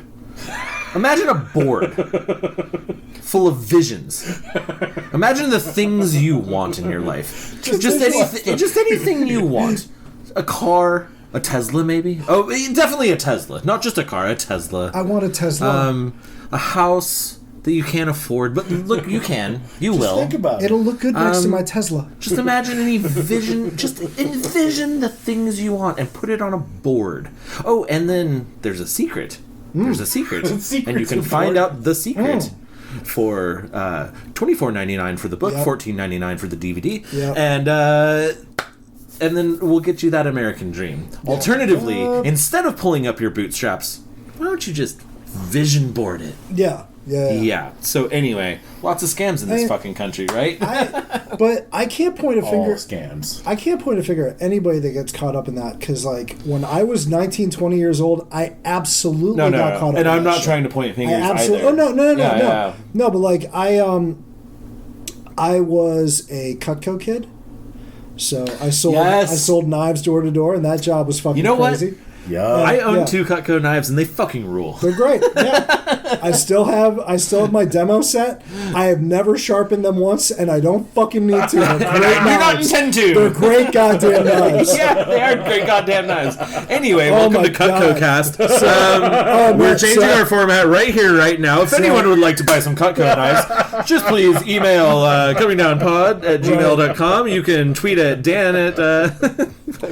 Have you considered Cutco for your knife wielding needs? I believe the parent company is still Vector Marketing. Now that you're 2 hours deep into this podcast, we're actually here to talk about knives, Cutco knives. Welcome to our multi-level marketing podcast. Yeah.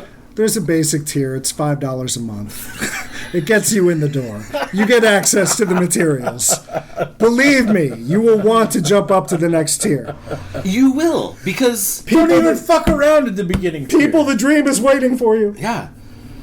No, the person above me has a Tesla. That's all I'm saying. And if I just get 4 people under me and they each get 8 people under them, I'll get a Tesla. Yeah. Oh man! And so the realest response that I got to that shit was one of my buddy's moms, because what they do is they make you make lists of all the people that you can call, and then you're supposed to call those people. Oh yeah, it's dead fucking evil. And I don't want to get into the work topic out of respect of what's happening in our society currently, but I only intended to talk about shitty scammy jobs with shitty scammy businesses that deserve to fail. But I could see how this would segue into literally all jobs, but yeah. No, but when I was making the rounds and calling everybody, I called my buddy's mom, and she was like, Dan, we've known you a long time, and you're welcome in this house whenever you'd like. If you want to come over here and do a little pitch, that's fine. My son Michael did it, and if you want to practice, that's great. You come over, cut the rope, cut the penny, show me how sharp everything is, cut the leather, do the whole thing, and that's fine. But I'm not going to give you a dime, and I'm not going to give you anybody's phone number. Oh my fucking God. Do you still want to come over? That woman deserves a fucking medal. You know what? I do like cutting the pennies, so I guess I will come over. You can cut the leather. You can go nuts. Yeah. But these are all things... We'll pretend that we're into it. These are all things from the demo. There's a standard demo that you do to show off the shit. And actually, ironically, that came around in my modern life because my wife works. She works in Portland Public School. And a couple of years ago, she works as an admin. There was a kid at her school who had the big sad puppy dog eyes. And he's like, I'm just trying to make some extra money for my family, and I'm selling Cutco. Can we come by? Can we come by and do a demo? And Chris is telling me this. I'm like, what? What? We have a Cutco rep coming by today? This is fucking insane. Wait, and a child Cutco rep? They're all children. Yeah. Every kid, your average Cutco salesman is going to be 24 or under. On average. No. Sorry. You said she worked for school districts, so I was thinking high school kid. Okay. High school kid. So 16, 17 years old. And doing Cutco is a little side thing. And came by and did... why not, dude?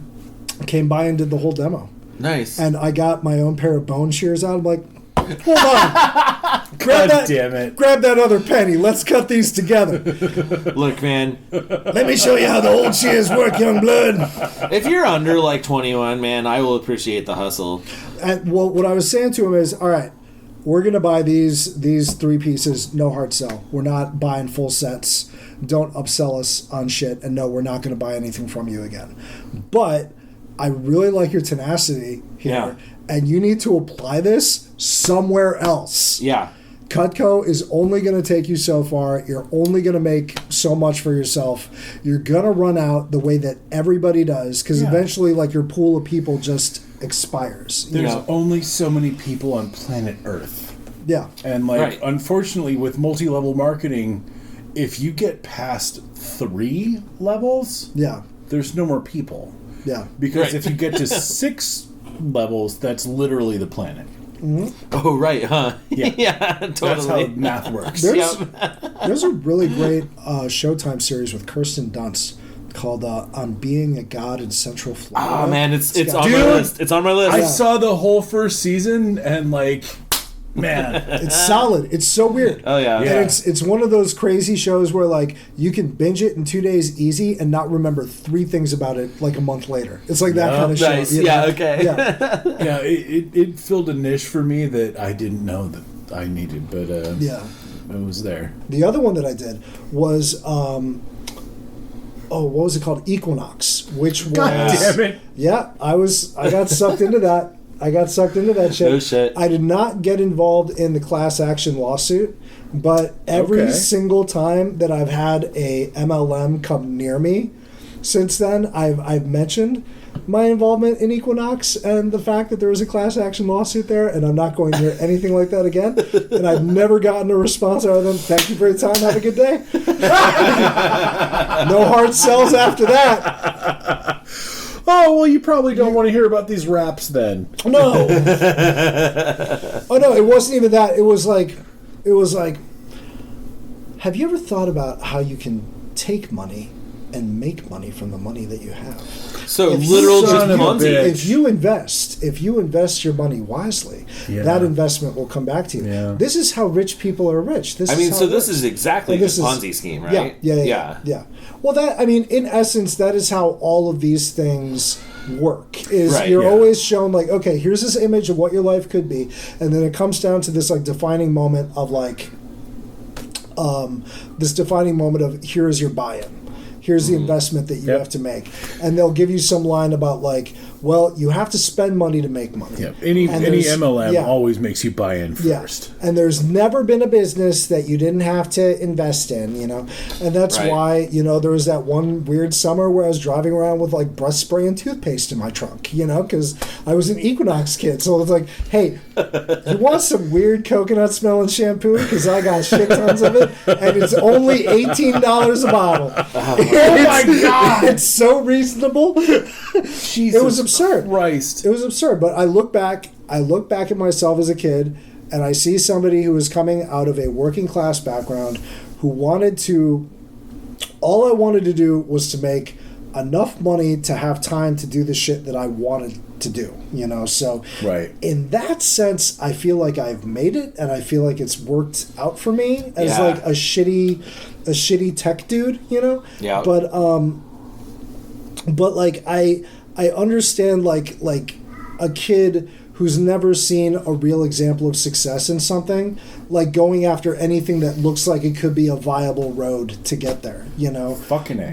I mentioned that annoying pop punk band, and I'll get back to them again in a second. Are we going to do a shot? Take a shot. You didn't say it. Dan's talking about Fall Out Boy. We're going to take a fucking shot.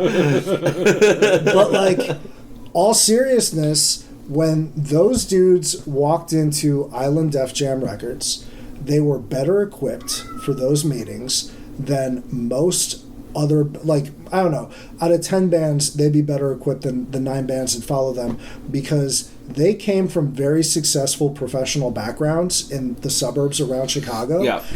So they're used to being around very successful, very rich people. And they're not thrown by shit the way that somebody coming from a working class background would be, or intimidated by it in the same way. You know, if you go into a meeting with millionaires and they can see that you talk millionaire, you're going to come out of that meeting a lot further down the road than somebody who doesn't. Oh, absolutely. So I would say that band definitely had that advantage, on top of just writing really catchy crap that kids liked, sometimes it's a perfect storm where you come from a family with money and you also have a bank of good catchy songs. Well, yeah. And they also, one thing that I will say out of respect to the band is they set out to do what they did intentionally.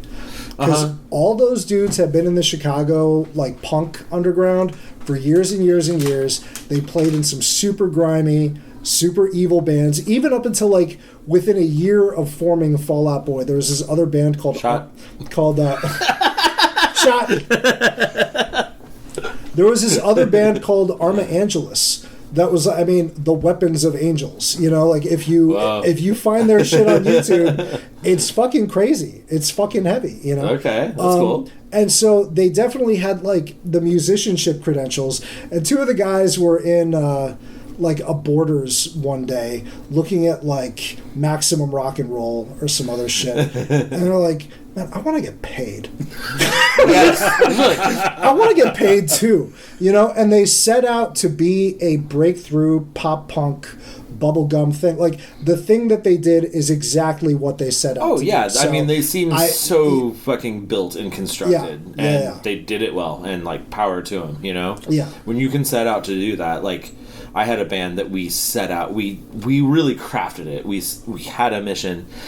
We didn't get fucking that popular, but we actually did it pretty well. Like we followed the formula, and then we got local popular, and we actually like kind of pulled it off, at least locally. Yeah. We couldn't ever take it to the next level for myriad reasons, but it's pretty interesting when you like craft an idea and enact it, like put it into action, and then like see it fucking go down. Like you can actually do that, and you can see a lot of bands who have done that, and like power to them, man. If you can craft that idea and just say like, I'm going to follow this through to the end, it's impressive. Yeah. And Blue Man Group, they fucking did it. Right? They were like, how about we're all just blue? Yeah. And none of us talk. Yeah. Right. And we make weird tube music. Yep. I love that it's Herb from Primus. Like, is it really? Yeah. Is that how that started? Is that fucking true? Damn straight. Fact checking that. Look it up, man. Okay. Look it up. I fucking love that. I believe that 100%. I do believe it. Yeah, Herb from I believe Primus. that 100%. One of the founding members of the Blue Man Group, but still came back to Primus. Why the fuck not, right? Yeah, exactly. Right? And out of the two dudes that I knew kind of well out of that group, one of them, Joe, the guitarist, is like honestly the most down-to-earth, cool kid you will ever meet.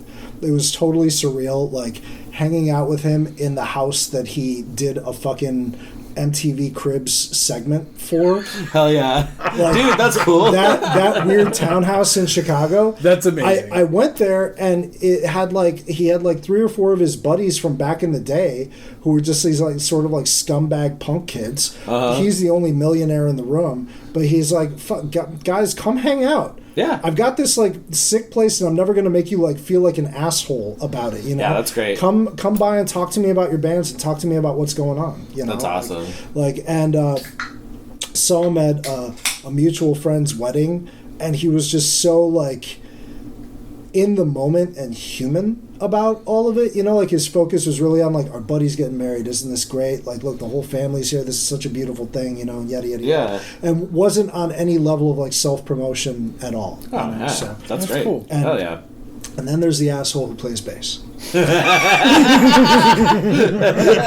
this where we're all going with this? Yes. We've winded around all sorts of roads just to get here. Yeah. Everybody's cool except for this guy. Yeah. This is essentially the Scott Stapp of this fucking band. Yeah, there are when people think of Fall Out Boy in their mind, they think of they think of Patrick or Pete, and I never really knew Patrick the vocalist all that well, but Pete was a really good friend of a really good friend, and so we wound up in similar circles together. I always forget a lot of the Pete's time. not the vocalist, because he's the iconic swooshy hair emo face of it all, right? He is the front man for the group. Yeah, right. Yeah. But he's not the singer. No, he's not. I think he does. I think he does back up on some of their stuff, and surely, I know that he's done vocals in other groups, and I know that this is something that he can do. Sure, I think it came down to Patrick just having a prettier voice. Yeah. But it's just like, my point is, I always forget that when the singer isn't the front man. Also weird as hell when the singer is not the primary writer for the group, which is also the case. Also weird as hell. Yeah.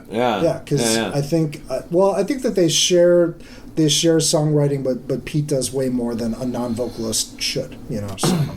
So anyway, crime.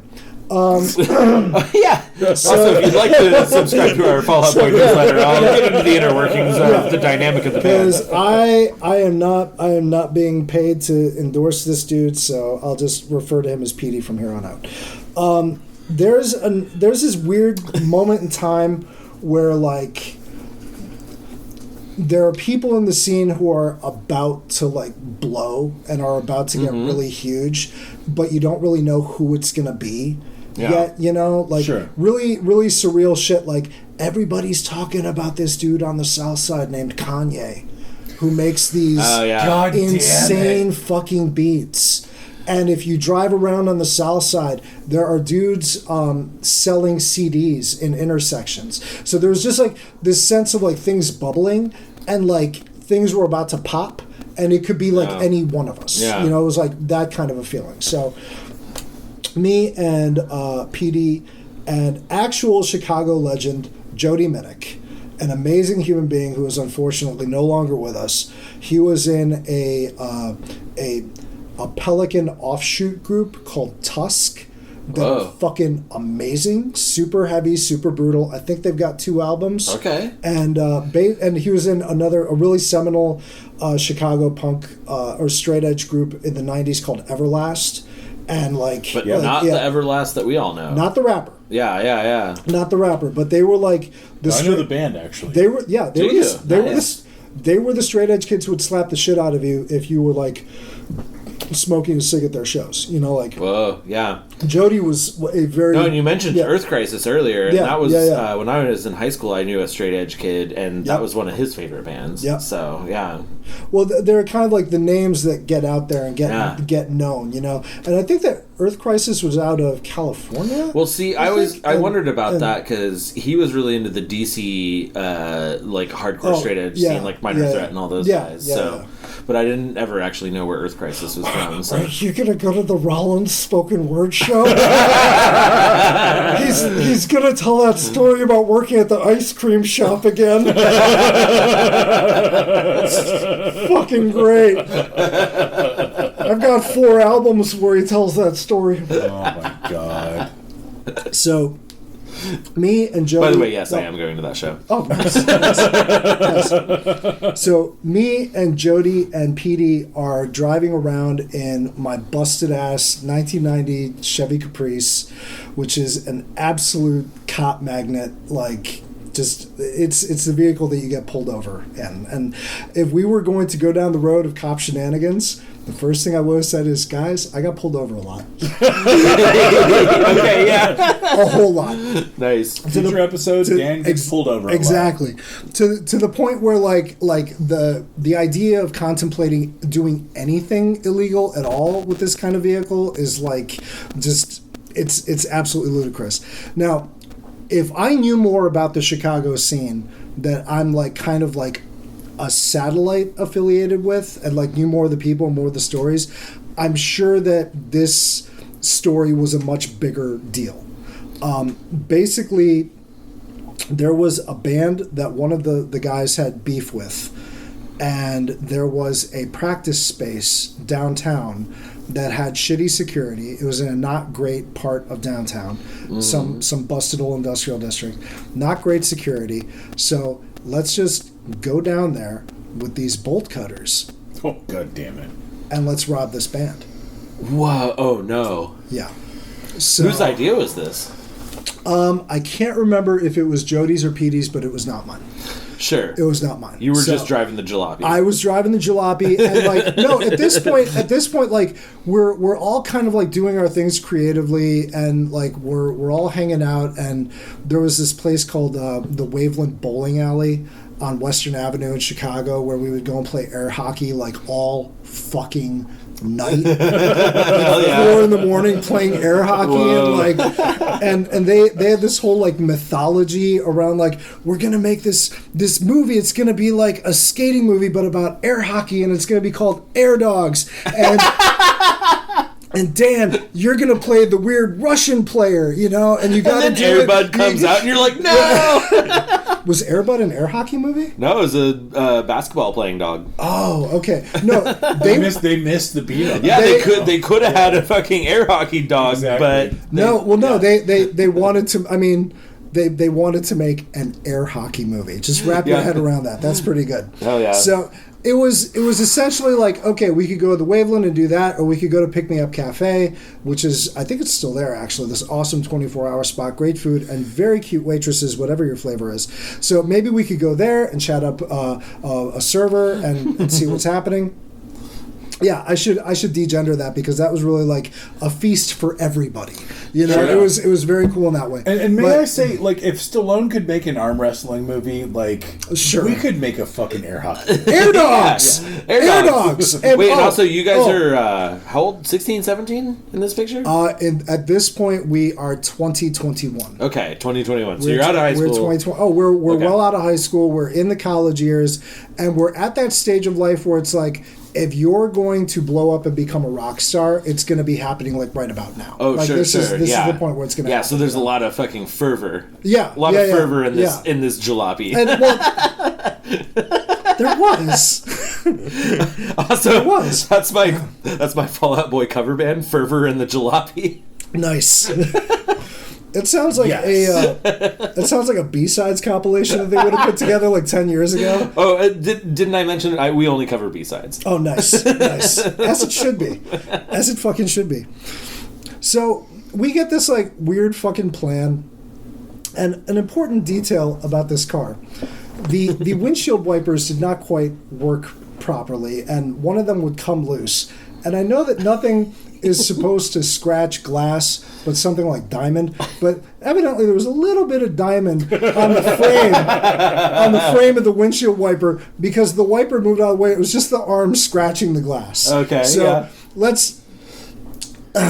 Dude, in Chicago, the actual boosting of shit, to be honest, is kind of blurry, because it was a free-for-all for them. Like, oh, I'm going to take part of this drum kit. I'm going to take this guitar. Oh, I mean, we really robbed these kids. So and whatever, you were just the getaway driver. But these kids actually just went in with bolt cutters and fucking ganked another band's gear? Yep. Whoa. Yep.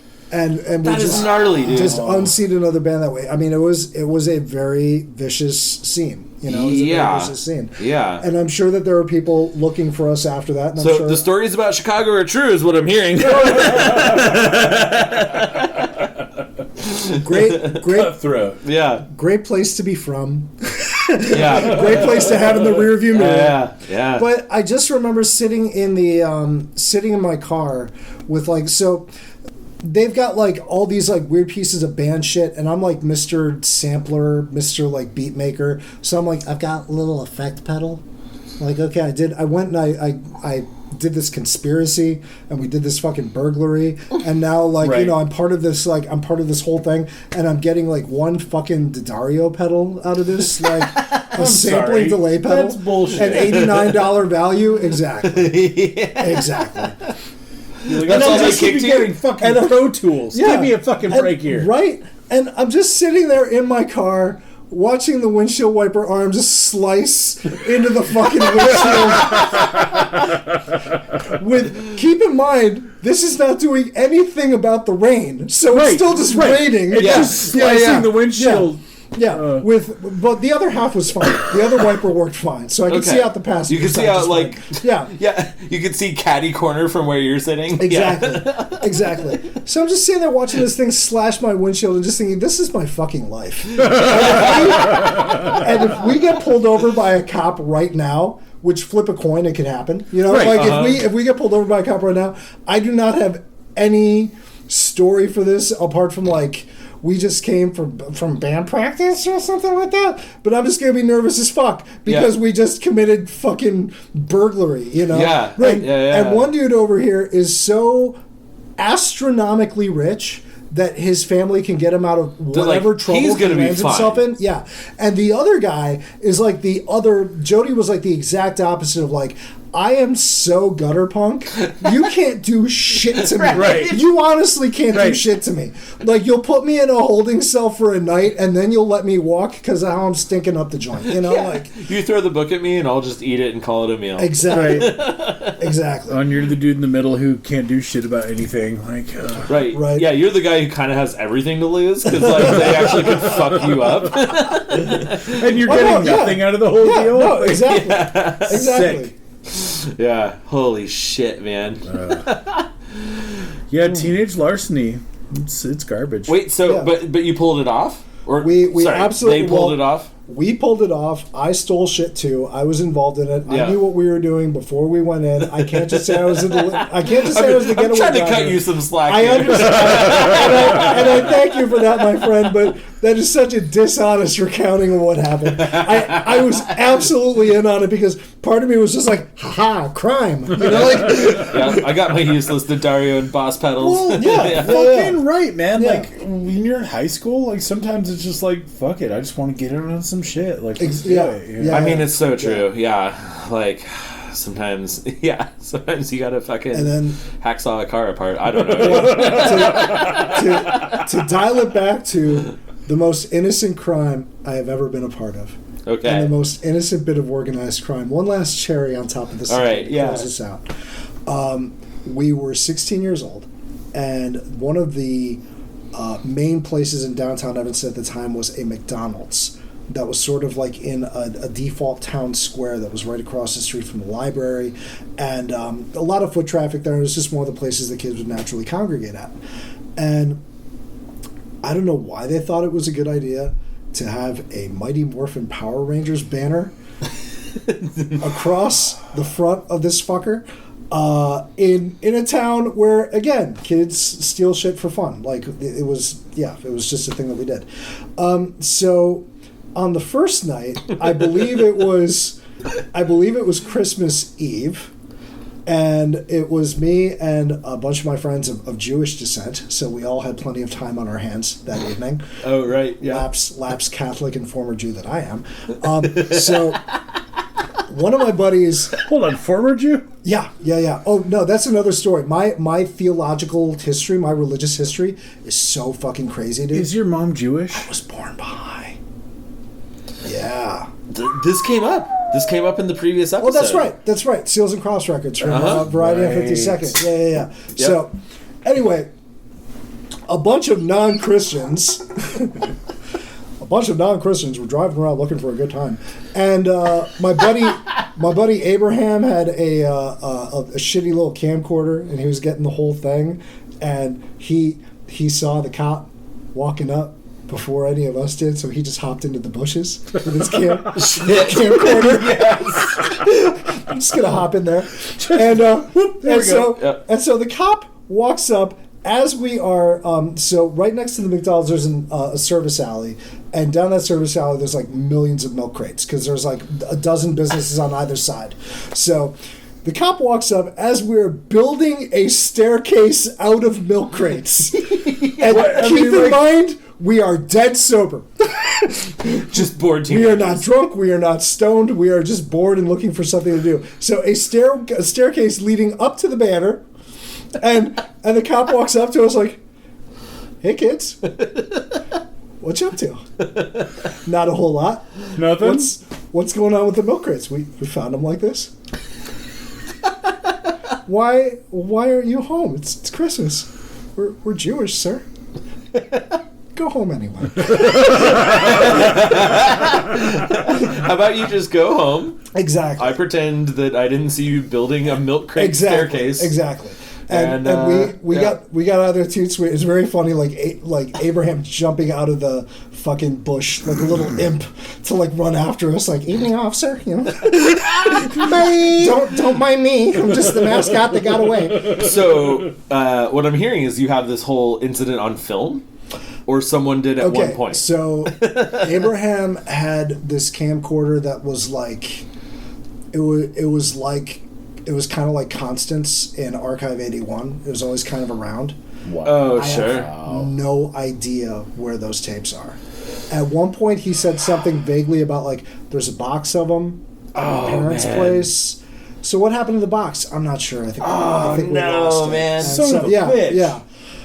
That's what happens. Life is ephemeral. When I was a teenager, I was acutely aware of how that shit goes. Like, because even when I was a teenager, I had already heard the horror stories of like, oh, my comic book collection got like thrown away by my mom because it was in the attic, or like all this old archival stuff from my youth like is all gone, and so I did everything in my power to try and hang on to that stuff, and I have so many fucking relics that are gone, like recordings, videos, tapes, just so many things that I'm like, I do not know where the fuck those things. Well, not even just that. I just don't know where they are. Oh, they are gone. They're not in my possession. I don't know where they left my possession because that's just how shit happens when you. That's just time travelers. That's just how shit happens when you move around for 20 plus years into multiple places with roommates and things, and you're young and whatever. It's just shit will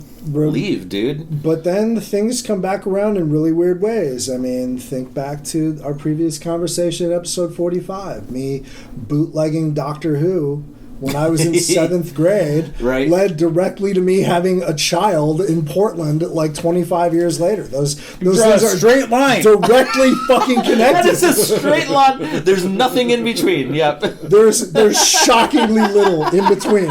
There is shockingly little. It's actually true. Yeah, it is actually true. But it is. And life is wild that way. So I would not be surprised at all. Someday. Yeah. You're going to get a random phone call from somebody that you haven't talked to in 30 years. Oh, that would roll. Dude, we found this case. Is this yours? Yeah. And you're going to look at it, and it's going to come back to you like that. Yep. Be like, oh, yeah, that is that thing. It's the bottom of the Baltic Sea. It's the weirdest fucking thing. Yeah, dude. Oh, but a couple of codas to throw in. Okay, along that. For one, we went back the very next night and we stole that fucking banner. Oh, fuck yeah. Slap it. Yeah. There it is. Were the milk crates still set up? Oh, no. Oh, they had been taken down? But is that how you did it, though? You rebuilt the milk crate staircase? No, one person on another person's shoulders. And we... You're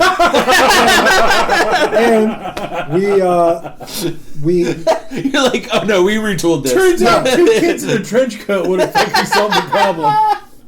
But it turns out that I think we had 12 with us the next night.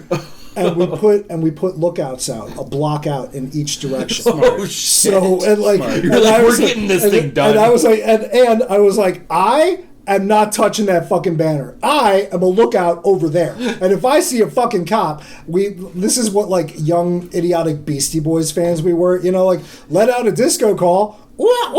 And then I'm going to walk the other way. Yeah. I'm walking away from the fucking cop and away from all of this shit. So, that's my disco call. So there was that, and I had something else. Oh yes, on the idea of found footage.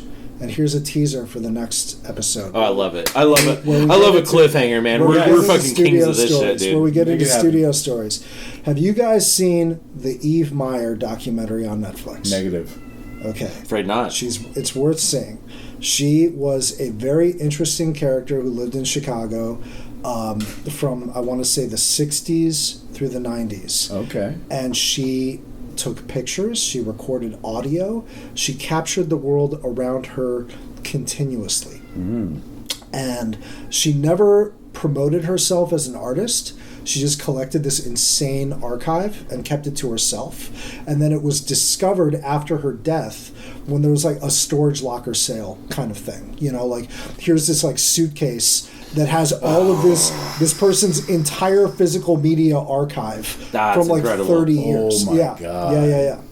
And one of the families that are interviewed are from Evanston because she worked in Evanston for a little while. And there's a guy named Joe Matthews, who's part of the Matthews family that she worked for, that is interviewed in that documentary. And he was my boss at EV Productions, a recording studio that I worked out of in 2005 and 2006. And let me tell you, when Chris and I are watching that documentary and he pops up, what the fuck? Holy shit, that's Joe. And then part of me is like, because he married his high school sweetheart. And even after all these years, he's still hanging onto the ponytail. She hasn't gotten him to cut the ponytail. So beautiful. Hell yeah. I will get into some studio stories the next time I'm here. If anybody is interested in more storytelling from my weird life, my music is largely autobiographical at this point. I just write shit about like weird stories from my life. Yeah, actually, I was going to do this at the end. Yeah. Make most of our guests don't like have plugs to do, but like you do. So like please like hit all your plugs right now, dude. Plug it. Yeah, so if you look up P1RK5 or Dan Cruzat Music, you'll find my stuff. P1RK5 or Perks is sort of like this modern persona where I've got a career, I've got a job, I've got a life. I don't need music to be anything other than just like an expression of my life. And I'm very good at making it, and I'm not very good at promoting it. So I'll put an album out there and like just sort of push it out into the ocean. Bye, little fella. Bye, little fella. I hope you get some random listens. I worked on you for 18 months, and I'm never going to listen to you again. You were talking to like the people who do the exact same thing with this podcast. Yeah, I mean, we're pretty fucking poor at like large scale promotion. Yeah, we just sort of like. We're pretty sure that 40 people listen to each podcast. Yeah, we just nudge it out to our friends, and like maybe some randos find it, and like if they do, fuck yeah. But like, yeah. I look at it this way. I started making music because I liked making tapes for my friends to listen to while we all drove around. Well, mostly this is the thing, right? Like, you know, and yeah, all this is just for like ourselves and for. Ourselves and our friends, you know. It certainly better be, you know. Yeah, but then you go through the whole like sort of like hero's misadventure of like I'm going to try and make a career out of this, and I'm going to set all I'm going to put all my eggs in this basket. No, that really didn't work, and dealing with the heartbreak of that and coming back around to it of like. You know what? I still just make tapes for my friends to listen to when they drive around. It doesn't need to be anything other than that. So. There's plenty to check out at I think it's cruzat.bandcamp.com, and I've got a blog, but it's mostly about web development, which is what I do for a living, and which people would be interested in. Well, there are some crazy client stories in there, and that's another thing that I can get into is like weird shit that I've dealt with in my freelance we're here career. For that too. Yep. But since this is an episode of firsts, have you guys ever had a performance on this show? No. Nope. Oh. Well, perhaps I could give you a little taste of what you could find at cruzat.bandcamp.com. I mean, we're fucking here for it, dude. Absolutely. Especially surreal for Nate because you saw me perform live a couple of times like 10 years ago. Oh, yeah. At like a basement house party. Yeah. The best place. Are you literally going to fucking perform right now? I am. Oh my god, I fucking love this. I have a little something. Grab me some dude. All right. Fuck yeah, dude. I am so excited for this. I'm so fucking stoked. In the end, as it was in the beginning, I was in the mix for like 27 innings. Now I got a lick and it got your homie winning. My home lab is sick, little perch for my listens, and we're going in it. Campbell's dark orbit, the blood of dead homies on the flags on the warship. Never gonna forfeit, remain real the motto. We've been on your nerves since peace snapper bottles. Then 11 later, rolling DMV Raiders. Stoned in the Capitol with the origami papers. Bags on the vapors and the drunk Virginia capers. The odd house in Baltimore full of smoking lasers. Stayed in a night mode, light like a sight load. Twist loops, flip of the coin, and we fight code. Clark got his glasses back, his bitch passive back, he's in his cubicle. I'm with stacks of wax. The packs is packed with good Oregon green. Broad as daylight is all in the scene. I'll be OD and caffeine till it's all half dream. Float down the street, let the drugs tag team. My brain isn't big enough for all the little voices. Styling on the mile and I was wilding with the choices. Did Donna turn left? What's on her shoulder? Childhood is over when it's time to be a soldier. Staring to a schism, catching visions off a rhythm. Evil on position, so we knew that it was with him. And if Obi-Wan tried to warn us all of the addiction, we had to go hard for the self. Walt Whitman. Green. Broad as daylight is all in the scene. I'll be OD and caffeine till it's all half dream. Float down the street, let the drugs tag team. My brain isn't big enough for all the little voices. Styling on the mile and I was wilding with the choices. Did Donna turn left? What's on her shoulder? Childhood is over when it's time to be a soldier. Staring to a schism, catching visions off a rhythm. Evil on position, so we knew that it was with him. And if Obi-Wan tried to warn us all of the addiction, we had to go hard for the self. Walt Whitman.